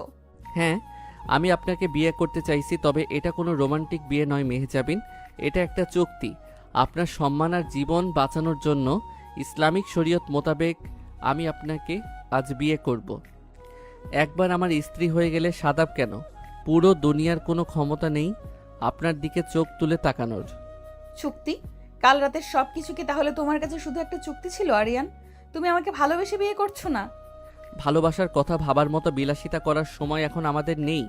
আমি একজন সাধারণ বডিগার্ড, আমি আপনার যোগ্য নই।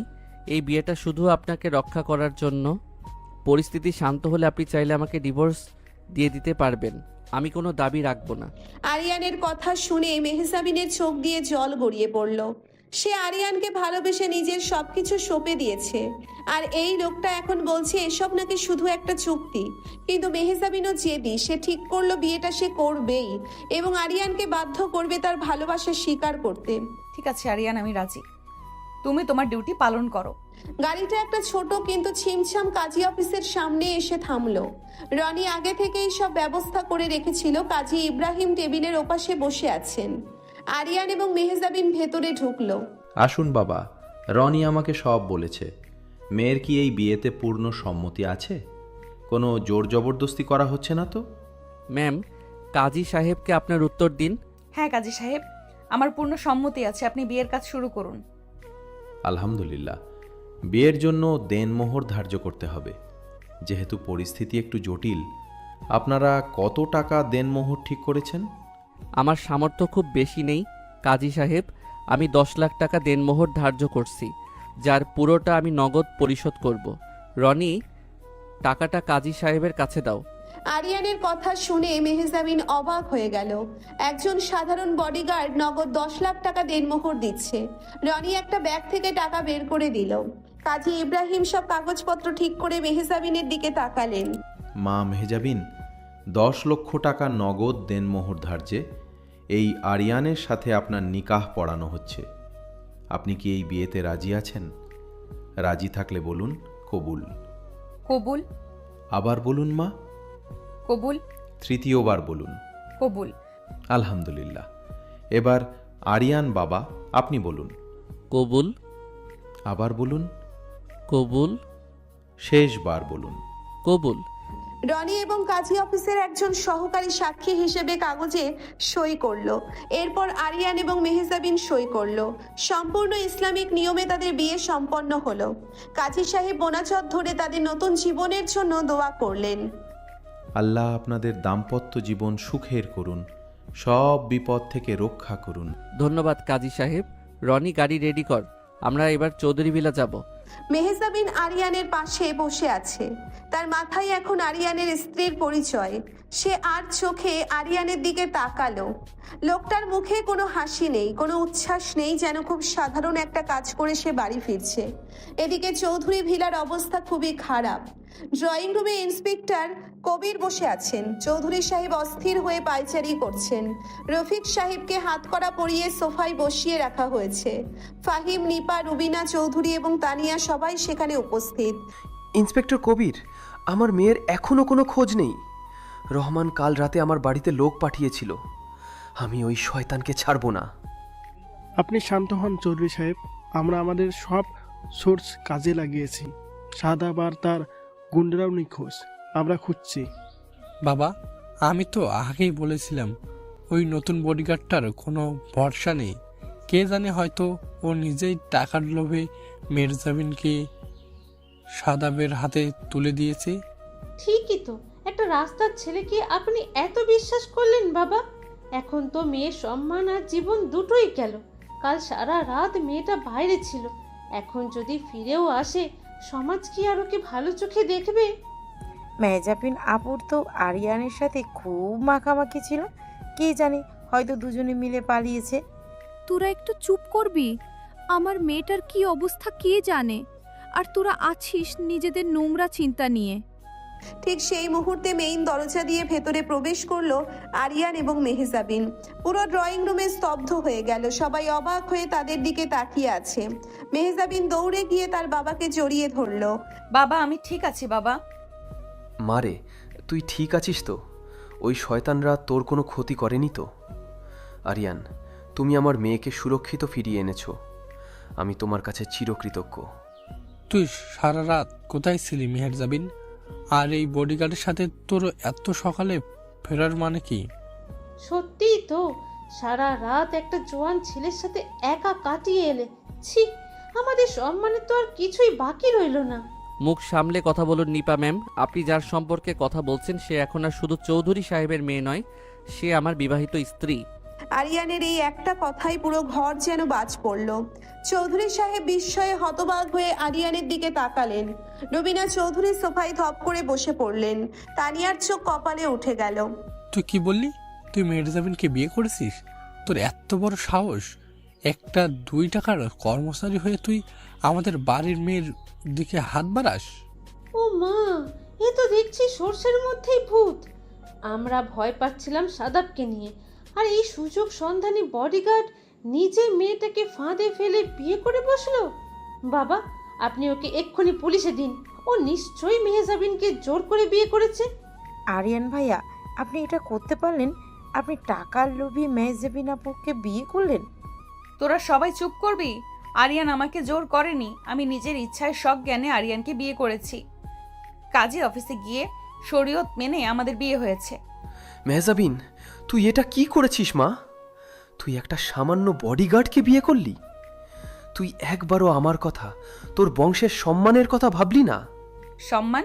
কাল রাতে যখন চাচার দেওয়া ঘুমের ওষুধ খেয়ে তোমরা সবাই ঘুমিয়ে যাচ্ছিলে আর সাদাবের গুন্ডারা আমাকে তুলে নিয়ে যাওয়ার জন্য বাড়িতে ঢুকেছিল, তখন কোথায় ছিল তোমাদের সম্মান? এই আরিয়ান নিজের জীবন ঝুঁকি নিয়ে আমাকে ওই হায়নাদের হাত থেকে বাঁচিয়েছে। সারা রাত আমাকে পাহারা দিয়েছে। ও যদি আমাকে বিয়ে না করতো তাহলে আজ সাদাব আমাকে তার রক্ষিতা বানিয়ে রাখতো। ভাইজান, এই মেয়ে মিথ্যা বলছে। এই বডিগার্ড ওকে জাদু করেছে। আপনি চুপ করুন রফিক সাহেব, আপনার সব কল রেকর্ড আমার কাছে আছে। ইন্সপেক্টর কবির, এই লোক কাল রাতে আমাদের খাবারে ঘুমের ওষুধ মিশিয়েছিল। একে অ্যারেস্ট করুন। আরিয়ান, তুমি যা বলছো তার প্রমাণ আছে তো? প্রমাণ আমি আগেই আপনার ডিপার্টমেন্টে পাঠিয়ে দিয়েছি স্যার। আর হ্যাঁ, রহমান সাহেবের সাথে রফিক সাহেবের ডিলের সব কাগজও আছে। তুই এখানে বেশি জমিদারি ফলানোর চেষ্টা করবি না আরিয়ান। তুই মেহজাবিনকে ব্ল্যাকমেল করে বিয়ে করেছিস আমাদের সম্পত্তি হাতানোর জন্য, কিন্তু আমি তোকে এক কানা করিও দেব না। আপনাদের সম্পত্তি নিয়ে আমার কোনো আগ্রহ নেই ফাহিম সাহেব। আমি শুধু মেহজাবিনের আইনি স্বামী হিসেবে এখানে দাঁড়িয়েছি, যাতে রহমান সাহেব তার নোংরা হাত মেহজাবিনের দিকে না বাড়াতে পারে। বাহ, কি মহান সাজছেন! আরে বাবা, আপনি তো নিজেই একটা ভিখারি। আপনার ঘরে গিয়ে মেহজাবিন থাকবে কিভাবে? ওই বস্তির ভাঙা ঘরে? আমি কোথায় যাব সেটা আমার স্বামী বুঝবে ভাবি, তোমাকে তো চিন্তা করতে হবে না। মেহজাবিন, তুই যদি এই ছেলেকে তোর স্বামী হিসেবে মানিস তাহলে এই চৌধুরী বাড়িতে তোর কোনো জায়গা নেই। আমি একজন বডিগার্ডকে আমার জামাই হিসেবে কোনো দিন মেনে নেব না। ঠিক আছে বাবা, তুমি যখন আমাকে মেনে নেবে না তখন আমি আমার স্বামীর সাথেই চলে যাব। আরিয়ান, চলো এখান থেকে। মেহজাবিন আরিয়ানের হাত ধরলো। আরিয়ান এক মুহূর্ত চৌধুরী সাহেবের চোখের দিকে তাকালো। দুজনের মধ্যে এক নীরব চোখের ভাষা বিনিময় হলো, যা কেউ খেয়াল করলো না। আরিয়ান মেহজাবিনের হাত ধরে মেইন দরজার দিকে পা বাড়ালো। ঠিক তখনই বাইরে থেকে হুড়মুড় করে ভেতরে ঢুকলো সাদাব এবং তার কিছু গুন্ডা। সাদাবের হাতে একটা পিস্তল। কোথায় যাবি তোরা? এত সহজে তোকে আমি যেতে দেবো ভেবেছিস? বডিগার্ড, মেহজাবিন শুধু আমার। সাদাব, অস্ত্র নিচে নামাও। তুমি পুলিশের সামনে দাঁড়িয়ে আছো। পুলিশকে আমি পকেটে নিয়ে ঘুরি ইন্সপেক্টর। আপনি চুপ করে সাইডে দাঁড়ান। এই বডিগার্ড আজ আমার হাত থেকে বাঁচবে না। কাল রাতে ও আমার প্ল্যান নষ্ট করেছে। আজ ওকে আমি মেরেই মেহজাবিনকে এখান থেকে নিয়ে যাব। সাদাব, তুই ওর গায়ে হাত দিলে আমি তোকে খুন করে ফেলবো। ও আমার স্বামী। স্বামী? একটা রাস্তার কুকুর তো স্বামী? ঠিক আছে, তাহলে আজ তোর সামনেই তোর এই স্বামীকে আমি কুকুরের মতো মারবো। এই কাল্লু, ধর শালাকে। কাল্লু এবং আরো 4 জন গুন্ডা আরিয়ানের দিকে তেড়ে এলো। আরিয়ান অত্যন্ত শান্তভাবে মেহজাবিনকে একটু পেছনে সরিয়ে দিল। ম্যাম, আপনি ওখানে দাঁড়ান, এদের হিসাব আমি একাই মেটাচ্ছি। কাল্লু একটা লোহার রড দিয়ে আরিয়ানের মাথায় আঘাত করতে গেল। আরিয়ান বিদ্যুৎ গতিতে নিচে বসে গিয়ে কাল্লুর হাঁটুতে এক মারাত্মক লাথি কষালো। কাল্লুর হাঁটু মটকে যাওয়ার শব্দ পুরো ঘরে শোনা গেল। সে আর্তনাদ করে মেঝেতে পড়ে গেল। মার ওকে, মার, গুলি কর। একজন গুন্ডা পিস্তল বের করার আগেই আরিয়ান লাফ দিয়ে শূন্যে উঠে একটা স্পিনিং কিক মেরে গুন্ডাটার হাত থেকে পিস্তল ফেলে দিল। মাটিতে নেমেই সে পরপর দুজনকে এমনভাবে ঘুষিয়ে আর লাথি মারলো যে তারা সাথে সাথে জ্ঞান হারিয়ে ফেলল। আরিয়ানের প্রতিটি মুভমেন্ট এত নিখুঁত, এত দ্রুত আর এত বিধ্বংসী যে ইন্সপেক্টর কবির নিজেও অবাক হয়ে দেখছেন। ফাহিম এবং নিপা ভয়ে সোফার পিছনে লুকিয়ে পড়েছে। মাত্র 1 মিনিটের মধ্যে সাদাবের সব গুন্ডা মেঝেতে পড়ে কাতরাতে লাগলো। তুই কোনো সাধারণ বডিগার্ড নয়। তুই কোনো সাধারণ বডিগার্ড। কে তুই? সাদাব ভয় পেয়ে নিজের পিস্তলটা আরিয়ানের দিকে তাক করলো, কিন্তু আরিয়ানের চোখে কোনো ভয় নেই। সে শান্ত পায়ে সাদাবের দিকে এগিয়ে যেতে লাগলো। আরিয়ান, যেও না, ওর হাতে পিস্তল আছে। সাদাব, তুই একটা কাপুরুষ। তুই শুধু টাকার জোরে লাফাস। তোর বাবার ক্ষমতা ছাড়া তুই একটা শূন্য। তোর যদি এতই সাহস থাকে তাহলে চালাগুলি।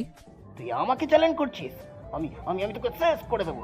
সাদাবের আঙ্গুল ট্রিগারে চাপ দেওয়ার ঠিক আগ মুহূর্তেই আরিয়ান একটা জাদুকরী মুভমেন্ট করলো। সে এক ঝটকায় সাদাবের হাতটা উপরের দিকে ঠেলে দিল। একটা বিকট শব্দে গুলিটা ছাদের ঝাড়বাতিতে গিয়ে লাগলো। ঝাড়বাতিটা ভেঙে টুকরো টুকরো হয়ে নিচে পড়লো। চোখের পলকে আরিয়ান সাদাবের কবজি মোটকে দিয়ে তার হাত থেকে পিস্তলটা কেড়ে নিল এবং সাদাবের বুকে একটা প্রচন্ড শক্তিশালী লাথি মারলো। সাদাব ছিটকে গিয়ে কাঁচের টেবিলের ওপর পড়লো। টেবিলটা ভেঙে চুরমার হয়ে গেল। ইন্সপেক্টর কবির, এদের সবাইকে অ্যারেস্ট করুন। এরা চৌধুরী সাহেবের বাড়িতে অবৈধ অস্ত্র নিয়ে হামলা করেছে। এদের বিরুদ্ধে কড়া কেস হওয়া উচিত। ফোর্স, সবাইকে হাতকড়া পরাও। সাদাব, তোর বাবার ক্ষমতায় তোকে বাঁচাতে পারবে না। তোকে আমি সোজা রিমান্ডে নেব। পুলিশ সাদাব আর তার গুন্ডাদের টেনে হিঁচড়ে বাইরে নিয়ে গেল। রফিক সাহেবকেও সাথে নিয়ে গেল পুলিশ। ড্রয়িং রুমের পরিবেশ একদম শান্ত। মেঝেতে কাঁচের টুকরো আর রক্তের দাগ। আরিয়ান নিজের শার্টের হাতা ঠিক করে মেহজাবিনের দিকে তাকালো। চলুন ম্যাম, আমাদের এখানে আর কোনো কাজ নেই। তুই সত্যি সত্যি মেহরজাবিনকে নিয়ে যাবি? বাবা, তুমি কিছু বলছো না কেন? যে মেয়ে আমার সম্মান রাখেনি তার সম্পর্কে আমার আর কিছুই বলার নেই। তুই চলে যা মেহজাবিন, আর কোনোদিন আমাকে বাবা বলে ডাকবি না। ওগো, এমন কথা বলো না। মেয়েটা কোথায় গিয়ে থাকবে? তুমি কেঁদো না মা, আমি ঠিক থাকবো। বাবা আমাকে ত্যায্য করেছেন, আমি মাথা পেতে নিলাম, কিন্তু আমি আমার স্বামীর সাথেই যাব। মেহজাবিন গিয়ে আরিয়ানের হাত শক্ত করে ধরলো। আরিয়ান চৌধুরী সাহেবের দিকে এক অদ্ভুত দৃষ্টিতে তাকিয়ে মাথাটা সামান্য নোয়ালো। তারপর মেহজাবিনকে নিয়ে চৌধুরী ভিলা থেকে বেরিয়ে এলো। এটা কি হয়ে গেল?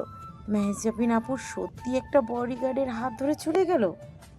আপদ গেছে, ভালোই হয়েছে। এখন সব সম্পত্তির মালিক আমরা। বডিগার্ডের সাথে বস্তিতে গিয়ে ধুকে ধুকে মরুক ওই অহংকারী মেয়ে। চৌধুরী সাহেব কোনো কথা না বলে ধীরে ধীরে সিঁড়ি বেয়ে নিজের ঘরের দিকে চলে গেলেন। তার চোখ ছলছল করছে, কিন্তু ঠোঁটের কোণে একটা অস্পষ্ট রহস্যময় হাসি লেগে আছে। আরিয়ান আর মেহজাবিন গাড়িতে উঠল। মেহজাবিন কাঁদছে না, তার চোখে এক দৃঢ় প্রত্যয়। আরিয়ান, আমরা এখন কোথায় যাব? আমার দুনিয়ায়, যেখানে কোনো চৌধুরী ভিলা নেই, কোনো জাঁকজমক নেই, শুধু আমি আছি আর আমার বাস্তবতা আছে। আপনি কি পারবেন সেখানে মানিয়ে নিতে, মেহজাবিন? তুমি যেখানে আছো সেটাই আমার দুনিয়া আরিয়ান। তুমি আমাকে শুধু তোমার বুকে একটু জায়গা দিও, আমার আর কোনো কিছুই লাগবে না। আরিয়ান গাড়ি স্টার্ট দিল। সে জানে আসল খেলাটা তো এবার শুরু হতে যাচ্ছে। মেহজাবিন এখনো জানে না যে সে কাকে বিয়ে করেছে এবং আরিয়ানের ওই বাস্তবতা আসলে কতটা চমকপ্রদ। শহরের কোলাহল ছাড়িয়ে গাড়িটা এসে থামলো একটা সরু গলির মুখে। গলির ভেতর গাড়ি ঢোকার উপায় নেই। চারপাশের পরিবেশ একদম সাধারণ, কোথাও কোনো আভিজাত্যের চিহ্ন নেই। আরিয়ান গাড়ি থেকে নেমে মেহজাবিনের দিকে দরজা খুলে দিল। নিচে নামুন মেহজাবিন, এরপরে রাস্তাটা আমাদের হেঁটেই যেতে হবে। এই গলির ভেতর দিয়ে এখানে তো ঠিকমতো হাঁটার জায়গাও নেই। তুমি কোথায় থাকো আরিয়ান? আমি আগেই বলেছিলাম এটা আপনার ওই বিলাসবহুল পৃথিবী নয়, এটা আমার বাস্তব দুনিয়া। এখানে ধুলো আছে, কাদা আছে, আর আছে বেঁচে থাকার লড়াই।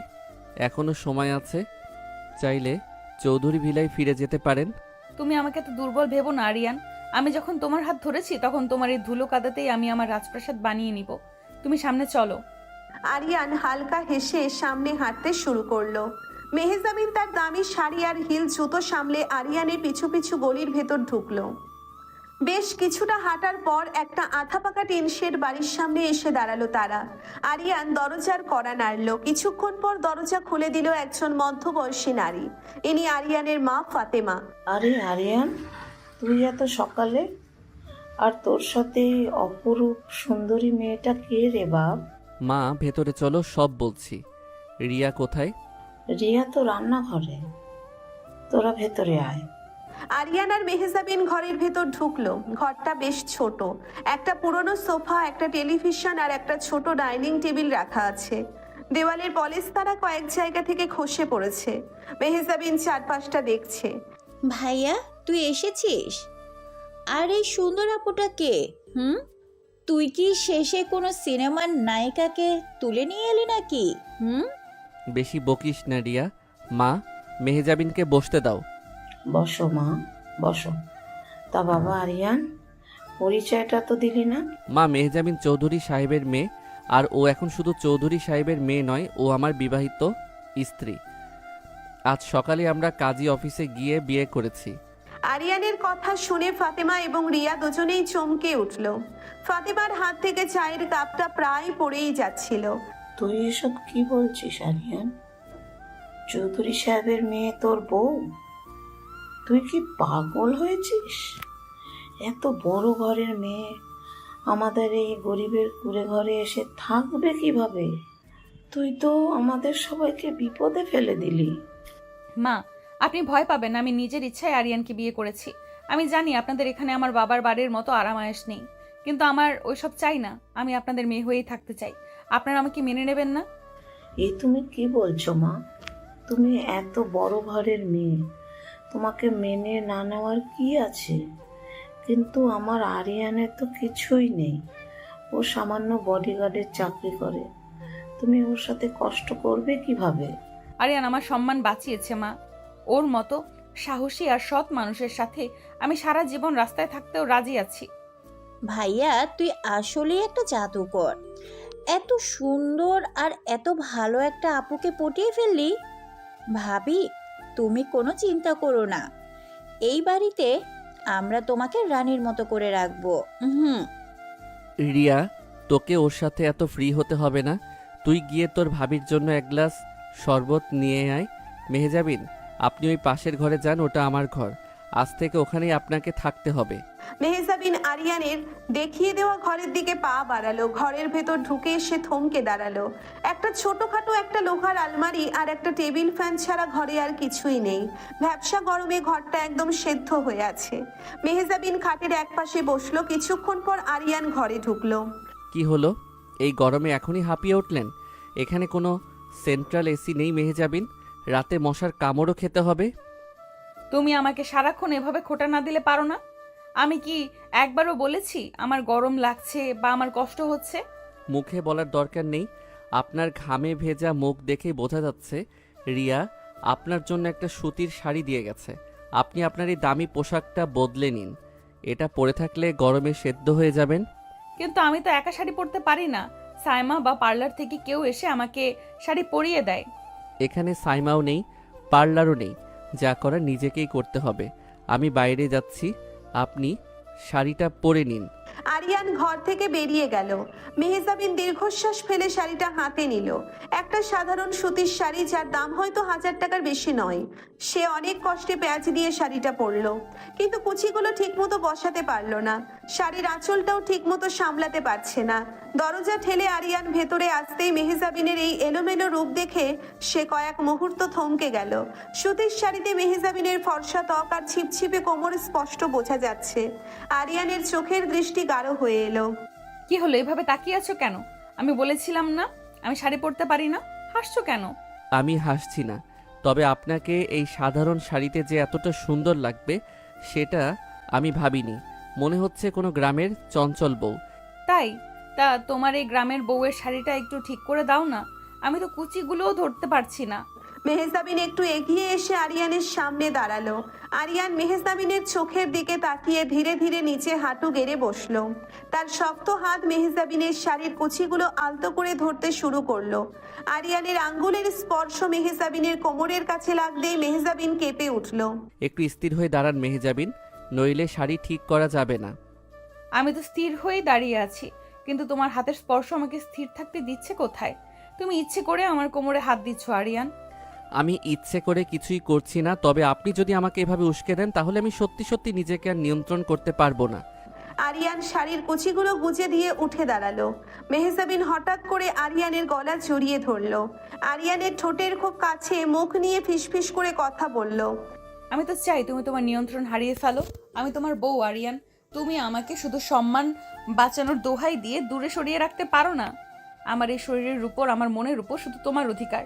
মেহজাবিন, এটা চৌধুরী ভিলা নয়, বাইরে মা আর রিয়া আছে। এখন জেদ করবেন না, আমাকে একটু স্পেস দিন। দেব না স্পেস।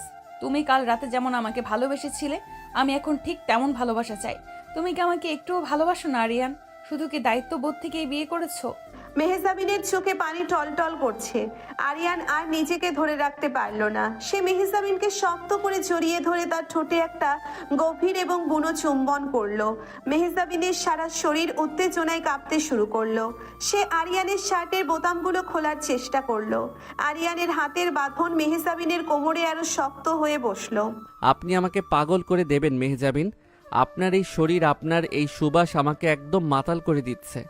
আমাকে তোমার মাতাল করেই রাখো আরিয়ান, আমি তোমার নেশায় বুঁদ হয়ে থাকতে চাই। ঠিক সেই মুহূর্তে দরজায় টোকা পড়ার শব্দ হলো। আরিয়ান দ্রুত মেহজাবিনকে ছেড়ে দিয়ে একটু দূরে সরে দাঁড়ালো। মেহজাবিন লজ্জায় লাল হয়ে নিজের শাড়ির আঁচল ঠিক করলো। ভাইয়া, ভাবি, খেতে আসো, মা খাবার টেবিলে দিয়েছে। হ্যাঁ আসছি, আপনি চলুন মেহজাবিন। ডাইনিং টেবিলে খুব সাধারণ খাবার, ডাল, আলু ভর্তা, ডিম ভাজি। মেহজাবিন জীবনেও এসব খাবার খায়নি, কিন্তু আজ আরিয়ানের পাশে বসে এই সাধারণ খাবার তার কাছে অমৃতের মতো লাগছে। মারে, আমাদের তো গরিবের সংসার, আজ হুট করে তুই এলি, তাই ভালো কিছু রাখতে পারিনি। তুই একটু কষ্ট করে খেয়ে নে মা। মা, আপনি একদম চিন্তা করবেন না, খাবার খুব পছন্দ হয়েছে, আমার অনেক খিদে পেয়েছে, আমি সব খেয়ে নেব। বেশি ঢং করতে হবে না মেহজাবিন, আপনি এসব খাবার জীবনেও মুখে তোলেননি, না খেতে পারলে জোর করে খাওয়ার দরকার নেই। তুমি কি আমাকে সারাক্ষণ অপমান না করলে শান্তি পাও না? আমি তো খাচ্ছি, তুমি দেখো আমি সবটা শেষ করব। মেহজাবিন জেদ করে অনেকটা খাবার একসাথে মুখে পুরে নিল, কিন্তু ঝালের চোটে তার চোখ দিয়ে পানি বেরিয়ে এলো। সে কাঁদতে শুরু করলো। আরিয়ান দ্রুত নিজের গ্লাস থেকে পানি মেহজাবিনের মুখের কাছে ধরলো, কিন্তু ঝালের চোটে তার চোখ দিয়ে পানি বেরিয়ে এলো। সে কাঁদতে শুরু করলো। আরিয়ান দ্রুত নিজের গ্লাস থেকে পানি মেহজাবিনের মুখের কাছে ধরলো। আমি বলেছিলাম না জেদ করবেন না, নিন পানিটা খেয়ে নিন। আমি ঠিক আছি, ঝালটা একটু বেশি হয়ে গেছে তাই। ভাবি, তুমি ভাইয়ার কথায় একদম কান দিও না। ও শুধু বাহিরের থেকে এমন রাফ অ্যান্ড টাফ, কিন্তু ভেতর থেকে ও খুবই কেয়ারিং। তুমি দেখো, ও তোমাকে ঠিক রানীর মতোই রাখবে। দুপুর গড়িয়ে বিকেল হলো। মেহজাবিন আরিয়ানের ছোট ঘরে একটা হাত পাকা নিয়ে বসে আছে। প্রচন্ড গরমে তার অবস্থা কাহিল। আরিয়ান বাইরে থেকে ঘরে ঢুকলো, তার হাতে একটা প্যাকেট। এই নিন, রিয়াকে দিয়ে এই টেবিল ফ্যানটা আনিয়েছি, এটা চালিয়ে নিন, গরম একটু কম লাগবে। আর এই প্যাকেটে আপনার জন্য কিছু সাধারণ পোশাক আর দরকারি জিনিস আছে। তুমি আমার জন্য এত কিছু করছো আরিয়ান, তুমি তো বলেছিলে আমি এখানে কষ্ট করলে তোমার কিছু যায় আসে না। আমার যায় আসে না ঠিকই, কিন্তু আপনি আমার স্ত্রী, আপনার বেসিক প্রয়োজন মেটানো আমার দায়িত্বের মধ্যে পড়ে। শুধুই দায়িত্ব, এর মধ্যে কি একটুও ভালোবাসা নেই?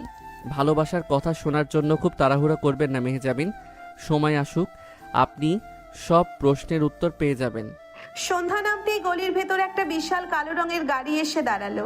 গাড়ি থেকে ফাহিম এবং নিপা নামলো। তাদের চোখে মুখে চূড়ান্ত দাচ্ছিল্য। এলাকার মানুষজন অবাক হয়ে তাদের দেখছে। ফাহিম সোজা আরিয়ানের বাড়ির দরজায় এসে ধাক্কা দিল। আরিয়ান দরজা খুলল। বাহ, এই তাহলে তোর রাজপ্রাসাদ, গরিবের বস্তি, এখানেই তুই চৌধুরী বংশের মেয়েকে লুকিয়ে রেখেছিস? ফাহিম সাহেব, আপনি এখানে কি চাইছেন? আমরা তো এখানে আসতেই চাইনি। এই নোংরা বস্তিতে পা রাখলে আমাদের স্ট্যাটাস খারাপ হয়, কিন্তু তোমার মতো একটা ভিখারির হাত থেকে মেহজাবিনকে উদ্ধার করতে বাবা আমাদের পাঠিয়েছেন। মেহজাবিন ঘরের ভেতর থেকে ফাহিম এবং নিপার গলা শুনে দ্রুত বাইরে বেরিয়ে এলো। ভাইয়া ভাবি, তোমরা এখানে কি করছো? বাবা পাঠিয়েছেন মানে কি? বাবা তো আমাকে ত্যায্য করেছেন। বাবা রাগের মাথায় বলেছিলেন, কিন্তু তোর এই বস্তির জীবন দেখে বাবা খুব কষ্ট পাচ্ছেন। এই নে আরিয়ান, এখানে একটা ব্যাংক চেক আছে, তুই যত টাকা চাস বসিয়ে নে, বিনিময়ে মেজজামিনকে এখানেই তালাক দিয়ে দে। তোর তো টাকার জন্যই ওকে বিয়ে করা, তাই না? ঠিকই তো, তোর মতো রাস্তার ছেলের এই 10 লাখ 20 লাখ টাকায় জীবন পার হয়ে যাবে। এই মেয়েকে দিয়ে তুই কি করবি? দেখছিস না এক বেলাতেই গরম আর মশার কামড়ে মেয়ের কি হাল হয়েছে। আপনাদের কথা শেষ হয়েছে? ফাহিম সাহেব, আপনি যদি মেহজাবিনের ভাই না হতেন তাহলে এই ব্ল্যাঙ্ক চেক আমি আপনাকে খাইয়ে দিতাম। আমার স্ত্রীকে কেনার মতো টাকা আপনাদের পুরো চৌধুরী বংশের নেই। তুই একটা সামান্য বডিগার্ড হয়ে আমাকে ধমকাচ্ছিস? আমি চাইলে এক্ষুনি পুলিশ ডেকে তোকে জেলে পাঠাতে পারি। তুই মেহরজাবিনকে জোর করে আটকে রেখেছিস। ভাইয়া, তুমি তোমার সীমা পার করছো। আরিয়ান আমাকে আটকে রাখেনি, আমি নিজের ইচ্ছায় ওর কাছে আছি, আর আমি এখানেই থাকবো। তুমি এই চেক নিয়ে এখান থেকে বিদায় হও। মেহজাবিন, তুই এই ভিখারিটার জন্য নিজের পরিবারের মুখে চুনকালি মাখছিস। বাবা বলেছেন তুই যদি আজই একে তালাক দিয়ে ফিরে না যাস তাহলে তোর সব ব্যাংক অ্যাকাউন্ট, তোর সব ক্রেডিট কার্ড আজ রাতেই ব্লক করে দেওয়া হবে। তুই রাস্তায় রাস্তায় ভিক্ষে করবি। করে দিক ব্লক, আমার কোনো টাকার দরকার নেই। আমার স্বামী আমাকে ডাল ভাত খাওয়ালে আমি সেটাই আনন্দের সাথে খাবো। তোমরা এখান থেকে এক্ষুনি চলে যাও। আমি আরিয়ানের স্ত্রী, এটাই আমার শেষ পরিচয়। তুই পস্তাবি মেহরজাবিন, এই লোকটা তোকে দুদিন পর রাস্তায় ছুঁড়ে ফেলবে। চল নিপা, এরা লাথির যোগ্য। ফাহিম আর নিপা চেকটা ছুঁড়ে ফেলে গট গট করে চলে গেল। মেহজাবিন দরজার কাছে দাঁড়িয়ে কাঁদতে শুরু করলো। আরিয়ান নিচু হয়ে চেকটা কুড়িয়ে নিল, তারপর মেহজাবিনের কাছে এসে দাঁড়ালো। আপনি কাঁদছেন কেন? ফাহিম সাহেব তো মিথ্যে কিছু বলেননি। আমি তো গরিব, আপনি কি ভয় পাচ্ছেন আপনার কার্ড ব্লক হয়ে যাবে বলে? তুমি আমাকে এত নিচু মানসিকতার ভাবো আরিয়ান? আমি কাঁদছি কারণ আমার নিজের ভাই তোমার সাথে কুকুরের মতো ব্যবহার করলো, আর আমি কিচ্ছু করতে পারলাম না। আমার বাবার টাকায় তোমার সংসার চলে না আরিয়ান। আমি জানি তুমি নিজের পরিশ্রমে মাথা উঁচু করে বাঁচো। মেহজামিন শান্ত হন, আমি এসব কথাই কিছুই মনে করিনি। আপনি আমার পাশে থাকলে আমার আর কারো সার্টিফিকেটের দরকার নেই। রাত গভীর হয়েছে। ফাতেমা এবং রিয়া ঘুমিয়ে পড়েছে। আরিয়ানের ছোট্ট ঘরে শুধু টেবিল ফ্যানের শব্দ। মেহজাবিন খাটের একপাশে শুয়ে আছে। গরম আর দুশ্চিন্তায় তার ঘুম আসছে না। আরিয়ানের ঘরের মেঝেতে একটা তোশক বিছিয়ে শুয়ে আছে। আরিয়ান, তুমি নিচে শুয়ে আছো কেন? খাটে তো জায়গা আছে, তুমি এখানে আসো। আমি নিজেই ঠিক আছি, আপনি ঘুমিয়ে পড়ুন। তুমি যদি খাটে না আসো আমি ফ্লোরে গিয়ে তোমার সাথে শুবো। তুমি জানো আমি কতটা জেদি। আরিয়ান একটা দীর্ঘশ্বাস ফেলে তোশক থেকে উঠে খাটে এসে বসলো। মেহজাবিন সাথে সাথে আরিয়ানের বুকে মাথা রেখে তাকে দুই হাত দিয়ে শক্ত করে জড়িয়ে ধরলো। আরিয়ানের পেশিবহুল শরীর খালি গায়ে থাকায় মেহজাবিন তার শরীরের প্রতিটি খাঁজ অনুভব করতে পারছে। আরিয়ান, আজ সারাদিন আমার উপর দিয়ে অনেক ঝড় গেছে, তুমি আমাকে একটু আদর করো না, আমাকে ভুলিয়ে দাও এই দুনিয়ার সব কষ্ট। মেহজাবিন, আমি আপনার সাথে কোনো জোর করতে চাই না, আপনি আজ খুব ক্লান্ত। আমি ক্লান্ত নই আরিয়ান, আমি তোমাকে চাই, তুমি আমার স্বামী, আমাকে তোমার অধিকার দাও। মেহজাবিনের চোখে এক তীব্র আকুতি। আরিয়ান আর নিজেকে নিয়ন্ত্রণ করতে পারল না। সে মেহজাবিনকে নিজের শরীরের নিচে চাপা দিল। অন্ধকারের মাঝে আরিয়ানের চোখ দুটো জল করছে। তার গরম নিঃশ্বাস মেহজাবিনের মুখে আছড়ে পড়ছে। আপনি আমাকে বারবার বাধ্য করেন মেহজাবিন, আপনি জানেন না এই পশুটা একবার খাঁচা থেকে বেরোলে কি করতে পারে। আমি দেখতে চাই তোমার পশুকে, আমাকে ছিঁড়ে খাও আরিয়ান, আমি শুধু তোমার হতে চাই। আরিয়ানের আর এক মুহূর্ত দেরি না করে মেহজাবিনের ঠোঁটে বন্যভাবে ঝাঁপিয়ে পড়ল। তার দুই হাত মেহজাবিনের শরীরের প্রতিটি স্পর্শকাতর জায়গায় অধিকার বসাতে লাগলো। মেহজাবিনের শরীর উত্তেজনায় ধনুকের মতো বেঁকে গেল। তার মুখ থেকে একটা মিষ্টি গোঙানির শব্দ বেরিয়ে এলো। ছোট ঘরের বদ্ধ পরিবেশ, ভ্যাপসা গরম আর দুজনের শরীরের ঘাম মিলে এক তীব্র নেশার সৃষ্টি হলো। আরিয়ানের প্রতিটি স্পর্শ মেহজাবিনের শরীরে আগুন ধরিয়ে দিচ্ছিল। আরিয়ান, তুমি এত বুনো কেন? আমি তো আপনাকে আগেই সাবধান করেছিলাম মেহজাবিন, এখন আর পেছানোর রাস্তা নেই, আজ রাতে আপনাকে আমার পুরোটা নিতে হবে। আরিয়ান মেহজাবিনের শাড়ির আঁচল সরিয়ে তার ঘাড়ে বুকে গভীর চুম্বন করতে লাগলো। মেহজাবিন তার দুই হাত দিয়ে আরিয়ানের পিঠ খামচে ধরলো। তাদের মিলনের তীব্রতায় পুরনো খাটটা ক্যাচক্যাচ শব্দ করতে লাগলো। এই গরিবের কুড়ে ঘর একটা সাধারণ ফ্যানের নিচে মেহজাবিন জীবনের সবচেয়ে চরম সুখ অনুভব করলো। সে ভুলে গেল তার বাবার রাজপ্রাসাদ, ভুলে গেল ফাহিমের অপমান। তার পৃথিবীতে এখন শুধু আরিয়ান আর তার বন্য ভালোবাসা। ভোর রাত, মেহজাবিন আরিয়ানের বুকে মাথা রেখে গভীর ঘুমে আচ্ছন্ন। আরিয়ান খুব সাবধানে মেহজাবিনকে বিছানায় শুইয়ে দিয়ে মেঝেতে রাখা নিজের ফোনটা হাতে নিল। স্ক্রিনে রনির মেসেজ। বস, সাদাব জামিন পেয়ে গেছে। রহমান সাহেব কাল সকালে আপনার বস্তিতে হামলা করার জন্য বিশাল গুন্ডা বাহিনী রেডি করছেন। আর একটা খবর আছে, চৌধুরী সাহেবও সব জানতে পেরেছেন। রনি, আমাদের স্পেশাল ফোর্সকে স্ট্যান্ড বাই রাখো, কাল সকালের পর আর রহমান নামের কোনো মাফিয়া এই শহরে থাকবে না। আর মেহজাবিন, ওকে কাল বড় একটা ধাক্কা সামলাতে হবে। আরিয়ান ফোনটা রেখে মেহজাবিনের দিকে তাকালো। তার চোখে এখন আর কোনো সাধারণ বডিগার্ডের অসহায়ত্ব নেই, বরং আছে এক দুর্ধর্ষ স্পেশাল এজেন্টের আত্মবিশ্বাস। কালকের সকালটা চৌধুরী ভিলা এবং মেহজাবিনের জীবনে এক অভাবনীয় সত্য উন্মোচন করতে যাচ্ছে। আরিয়ান, কোথায় তুমি? এই সকালবেলা কোথায় গেলে? আমি এখানেই আছি মেহজাবিন, আপনার কি ঘুম ভেঙেছে? গরম কি খুব বেশি লাগছে? মেহজাবিন চোখ কচলাতে কচলাতে উঠে বসলো। সে দেখলো আরিয়ান ঘরের দরজার কাছে দাঁড়িয়ে আছে, কিন্তু আজ আরিয়ানের পরনে সাধারণ শার্ট প্যান্ট নেই। সে একটা সম্পূর্ণ কালো রঙের ট্যাকটিক্যাল কমান্ডো ড্রেস পরে আছে, পায়ে ভারী বুট, কোমরের বেল্টে একটা পিস্তল গোজা। আরিয়ানকে দেখে মেহজাবিনের ঘুম পুরোপুরি ছুটে গেল। আরিয়ান, তুমি এই পোশাক কেন পরেছো? কোমরে আবার পিস্তল, কি হচ্ছে এসব? কাল রাতের এই সুন্দর মুহূর্তগুলোর পর সকালে উঠে তোমাকে এমন ভয়ঙ্কর রূপে দেখতে হবে আমি তো ভাবিনি। আমি আপনাকে বলেছিলাম মেহজাবিন, আজ সকালটা আমাদের জন্য অনেক কঠিন হতে যাচ্ছে। রহমান সাহেব আর সাদাব বিশাল দলবল নিয়ে এই বস্তির দিকে আসছে, ওরা যে কোনো সময় এখানে পৌঁছে যাবে। কি? সাদাব তো পুলিশের কাছে ছিল, ও ছাড় পেল কিভাবে? আর ওরা এখানে আসছে মানে? আমরা তো পুলিশকে খবর দেব। তুমি একা ওদের সাথে পারবে না আরিয়ান, চলো আমরা এখান থেকে পালিয়ে যাই, আমার খুব ভয় করছে। পালানোর অভ্যাস আমার নেই মেহজাবিন। আর পুলিশের কথা বলছেন, পুলিশ ওদের পকেটে, কিন্তু আমার পকেটে কি আছে সেটা ওরা আজ হাড়ে হাড়ে টের পাবে। আপনি একদম ভয় পাবেন না, ঘরের ভেতরেই থাকবেন। আমি তোমাকে একা মৃত্যুর মুখে ঠেলে দিয়ে ঘরের ভেতরে বসে থাকবো? অসম্ভব, আমি তোমার স্ত্রী, আমি তোমার সাথেই বাইরে যাব। ওরা আমার কি করবে? মেরে ফেলবে? দিক মেরে। আমি কিছুতেই তোমাকে ছাড়বো না। মেহজাবিন জেদ ধরে আরিয়ানের হাত চেপে ধরল। ঠিক তখনই বাইরে থেকে প্রচন্ড হইচই আর গাড়ির ব্রেক কষার শব্দ শোনা গেল। বস্তির সাধারণ মানুষ ভয়ে চিৎকার করে এদিক সেদিক পালাতে শুরু করলো। আরিয়ানের বাড়ির টিনের দরজায় সজোরে লাথি মারল কেউ। বডিগার্ড? এই 2 টাকার বডিগার্ড, বেরো ঘর থেকে। তোর এত বড় সাহস, তুই আমার হবু বউকে নিয়ে এই বস্তিতে পালিয়ে এসেছিস? আজ তোর লাশ আমি এই বস্তির কুকুরকে দিয়ে খাওয়াবো। দরজা ভাঙ কাল্লু, ওই রাস্তার ভিখারিকে টেনে হিসেবে বাইরে বের কর। আজ আমি ওর চামড়া দিয়ে জুতো বানাবো। চৌধুরী আমার সাথে টেক্কা দিতে এসেছিল, আজ ওর মেয়ের সামনে ওর স্বাদের বডিগার্ডকে আমি টুকরো টুকরো করব।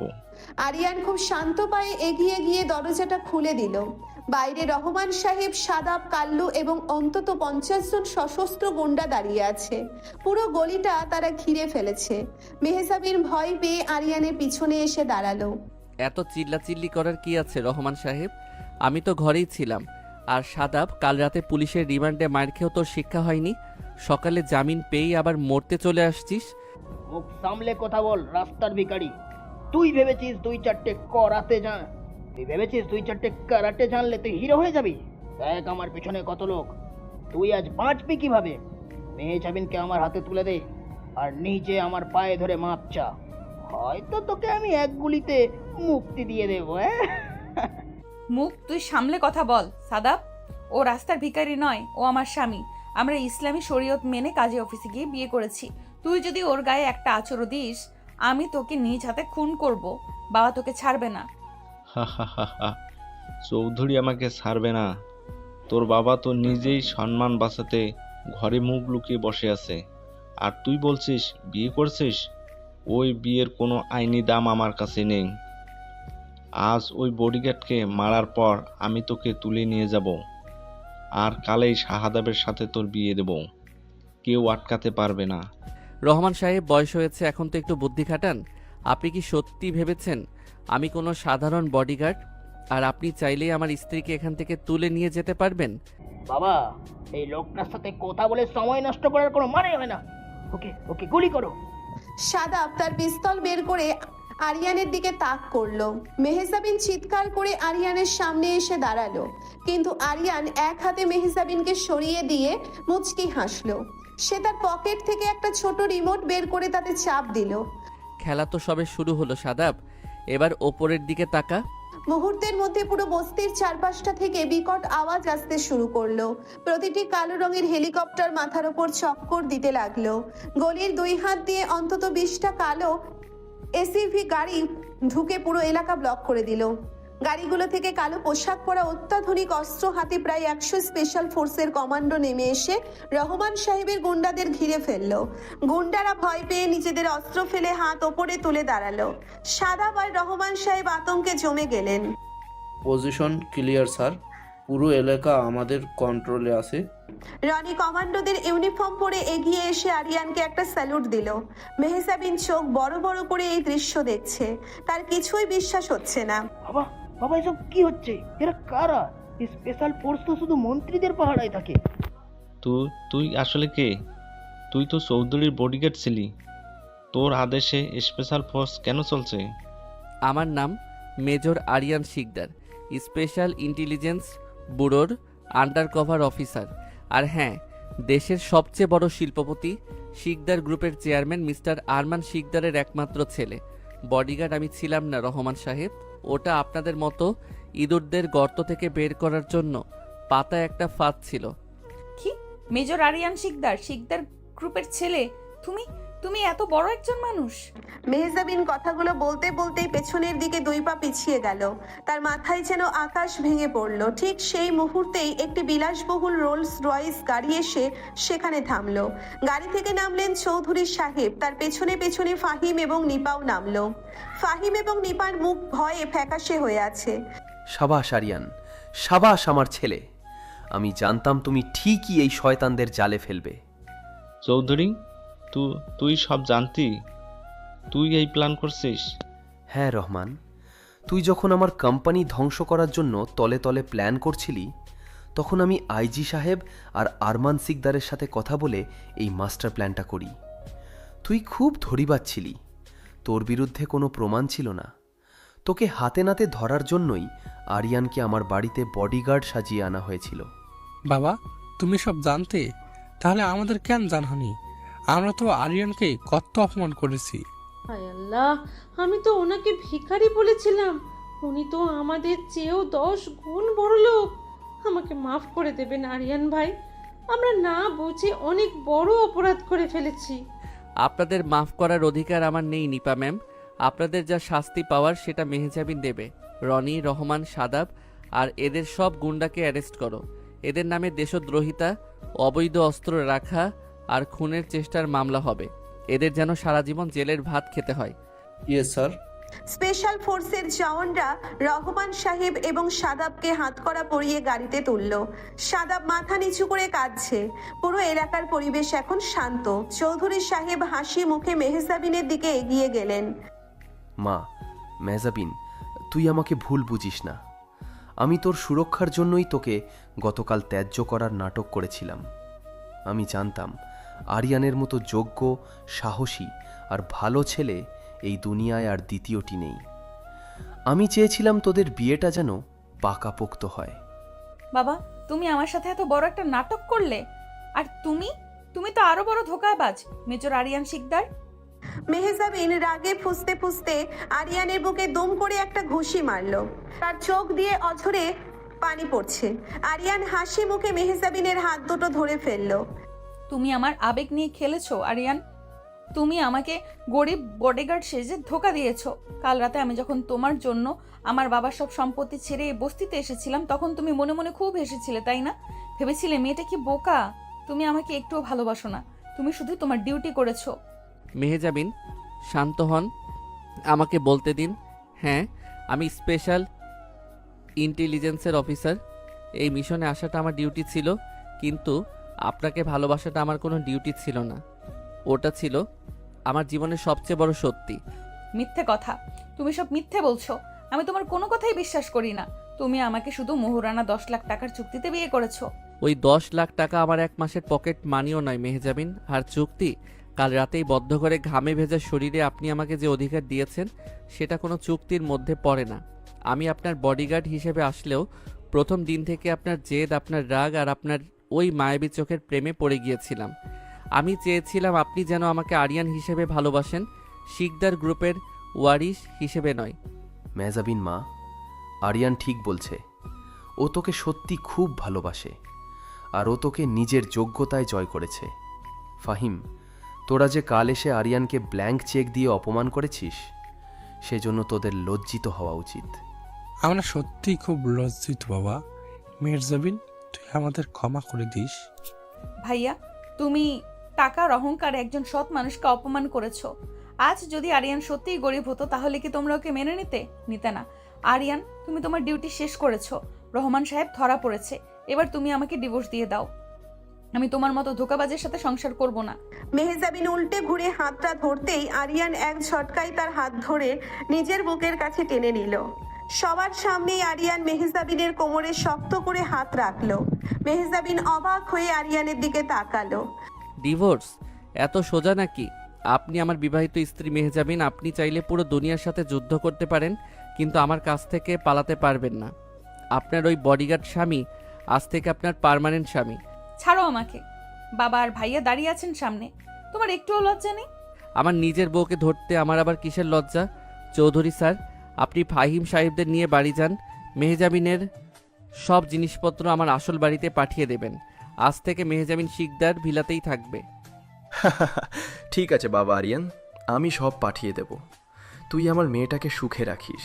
চৌধুরী সাহেব হাসতে হাসতে গাড়িতে উঠে চলে গেলেন। ফাহিম এবং নিপাও মুখ নিচু করে চলে গেল। পুরো গলি এখন একদম ফাঁকা। আরিয়ান মেহজাবিনকে কোলে তুলে নিল। আরে কি করছো তুমি? আমাকে নামাও, রাস্তার মানুষ দেখছে। মা আর রিয়া ঘরের ভেতরে থেকে দেখছে। দেখুক, আজ পুরো দুনিয়া দেখুক মেজর আরিয়ান শিকদার তার বউকে কিভাবে ভালোবাসে। কাল রাতে আপনি আমাকে বলেছিলেন না আপনার সব সীমা ভেঙে দিতে?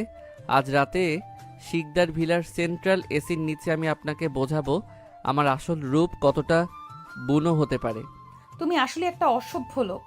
একটা স্পেশাল ইন্টেলিজেন্স অফিসার এতটা নির্লজ্জ হয় কিভাবে? শুধু বউয়ের কাছে নির্লজ্জ। এবার চুপচাপ আমার গলায় হাত দিয়ে জড়িয়ে ধরুন, আমি আপনাকে আমার আসল দুনিয়ায় নিয়ে যাচ্ছি। আরিয়ান মেহজাবিনকে কোলে নিয়েই নিজের স্পেশাল এসইউভিতে গিয়ে বসলো। মেহজাবিন আরিয়ানের বুকের উপর মাথা রাখলো। তার সব রাগ যেন নিমেষেই গলে পানি হয়ে গেছে। এই মানুষটার বুকে যে শান্তি আছে সেটা পৃথিবীর আর কোথাও নেই। গাড়ি এসে থামলো শহরের সবচেয়ে অভিজাত এলাকায় অবস্থিত শিকদার ভিলার সামনে। বিশাল বড় এক রাজপ্রাসাদ। চৌধুরী ভিলার কাছে কিছুই না। আরিয়ানের বাবা মা আগে থেকে গেটে দাঁড়িয়েছিলেন মেহজাবিনকে বরণ করার জন্য। আয় মায়, আমার ছেলেটা তোকে পাওয়ার জন্য কত পাগল ছিল সেটা আমি জানি। তুই আমাদের ঘরের লক্ষ্মী। আমাকে মাফ করবেন আন্টি, আমি না বুঝে আরিয়ানকে অনেক কটু কথা বলেছি। আরে পাগলি, আমি তোর শাশুড়ি, আমাকে মা ডাকবি। আর স্বামী স্ত্রীর মধ্যে ঝগড়া তো হবেই। যা, তোরা তো অনেক ক্লান্ত, নিজেদের ঘরে গিয়ে বিশ্রাম নে। আরিয়ান মেহজাবিনের হাত ধরে সিঁড়ি বেয়ে ওপরে উঠতে শুরু করলো। আরিয়ানের নিজের ঘরটা বিশাল বড়। পুরো ঘরে দামি আসবাবপত্র, সফট লাইটিং আর ফুলে ফুলে সাজানো। মেহজাবিন মুগ্ধ হয়ে ঘরের চারপাশটা দেখছে। ওয়াও আরিয়ান, তোমার ঘরটা এত সুন্দর আর এত বড় খাট। পছন্দ হয়েছে আপনার? কাল রাতের ওই ভাঙা খাটের ক্যাচ ক্যাচ শব্দ আজ আর শুনতে হবে না। তুমি আসলে একটা বাজে লোক, সারাক্ষণ শুধু নোংরা কথা। আমি তোমার সাথে কথা বলবো না। মেহজাবিন মুখ ঘুরিয়ে ব্যালকনির দিকে যেতে নিলেই আরিয়ান পেছন থেকে তাকে জড়িয়ে ধরলো। আরিয়ানের শক্ত থুতনি মেহজাবিনের কাঁধের ওপর রাখা। আরিয়ানের গভীর শ্বাস মেহজাবিনের ঘাড়ে আছড়ে পড়ছে। মেহজাবিনের সারা শরীরে আবার সেই পরিচিত বিদ্যুৎ খেলে গেল। আমি বাজে লোক হতে পারি, কিন্তু এই বাজে লোকটাই আপনাকে পৃথিবীর সবচেয়ে বেশি ভালোবাসে। মেহজাবিন, আপনি আমার জীবনের সেই আলো যা আমি এতদিন খুঁজছিলাম। তুমি কি আমাকে আর কখনো ধোকা দেবে না তো আরিয়ান? আমি তোমাকে ছাড়া আর এক মুহূর্তও বাঁচতে পারবো না। স্পেশাল ফোর্স কমান্ডোরা কখনো ধোকা দেয় না মেহজাবিন, তারা শুধু প্রোটেক্ট করতে জানে। আর আমি আমার শেষ নিঃশ্বাস পর্যন্ত আপনাকে প্রোটেক্ট করব। আরিয়ান মেহজাবিনকে নিজের দিকে ঘুরিয়ে নিল। মেহজাবিন আরিয়ানের চোখের দিকে তাকালো। সেই চোখে আর কোনো লুকোচুরি নেই, কোনো রহস্য নেই, আছে শুধু এক সমুদ্র ভালোবাসা। মেহজাবিন দুই হাত দিয়ে আরিয়ানের গলা জড়িয়ে ধরল এবং নিজের ঠোঁট জোড়া আরিয়ানের ঠোঁটের সাথে মিলিয়ে দিল। আরিয়ানের হাতের স্পর্শে মেহজাবিনের শাড়ির আঁচল ধীরে ধীরে মেঝেতে খসে পড়ল। বিশাল এই রাজকীয় ঘরের ভেতর নরম বিছানায় তারা একে অপরের মধ্যে সম্পূর্ণ বিলীন হয়ে গেল। তাদের এই মিলনে কোনো ভয় ছিল না, কোনো দুশ্চিন্তা ছিল না, ছিল শুধু দুটি স্বাধীন আত্মার একাকার হয়ে যাওয়ার গল্প। আরিয়ান, আমি তোমাকে ভালোবাসি, আমার বডিগার্ড স্বামী। আমিও আপনাকে ভালোবাসি মেহজাবিন, শুধু বডিগার্ড নয়, আপনার সারা জীবনের পাহারাদার হিসেবে। মেহজাবিনের জীবনের সব জেদ, সব অহংকার আরিয়ানের এই গভীর ভালোবাসার কাছে হার মানল। বডিগার্ড সেজে আসা এক মেজর এভাবেই একটা বড়লোকের মেয়র হৃদয় জয় করে তাকে নিজের রানীতে পরিণত করলো। আর এভাবেই সমাপ্ত হলো তাদের এই অদ্ভুত, রোমাঞ্চকর এবং ভালোবাসায় ভরপুর গল্পের।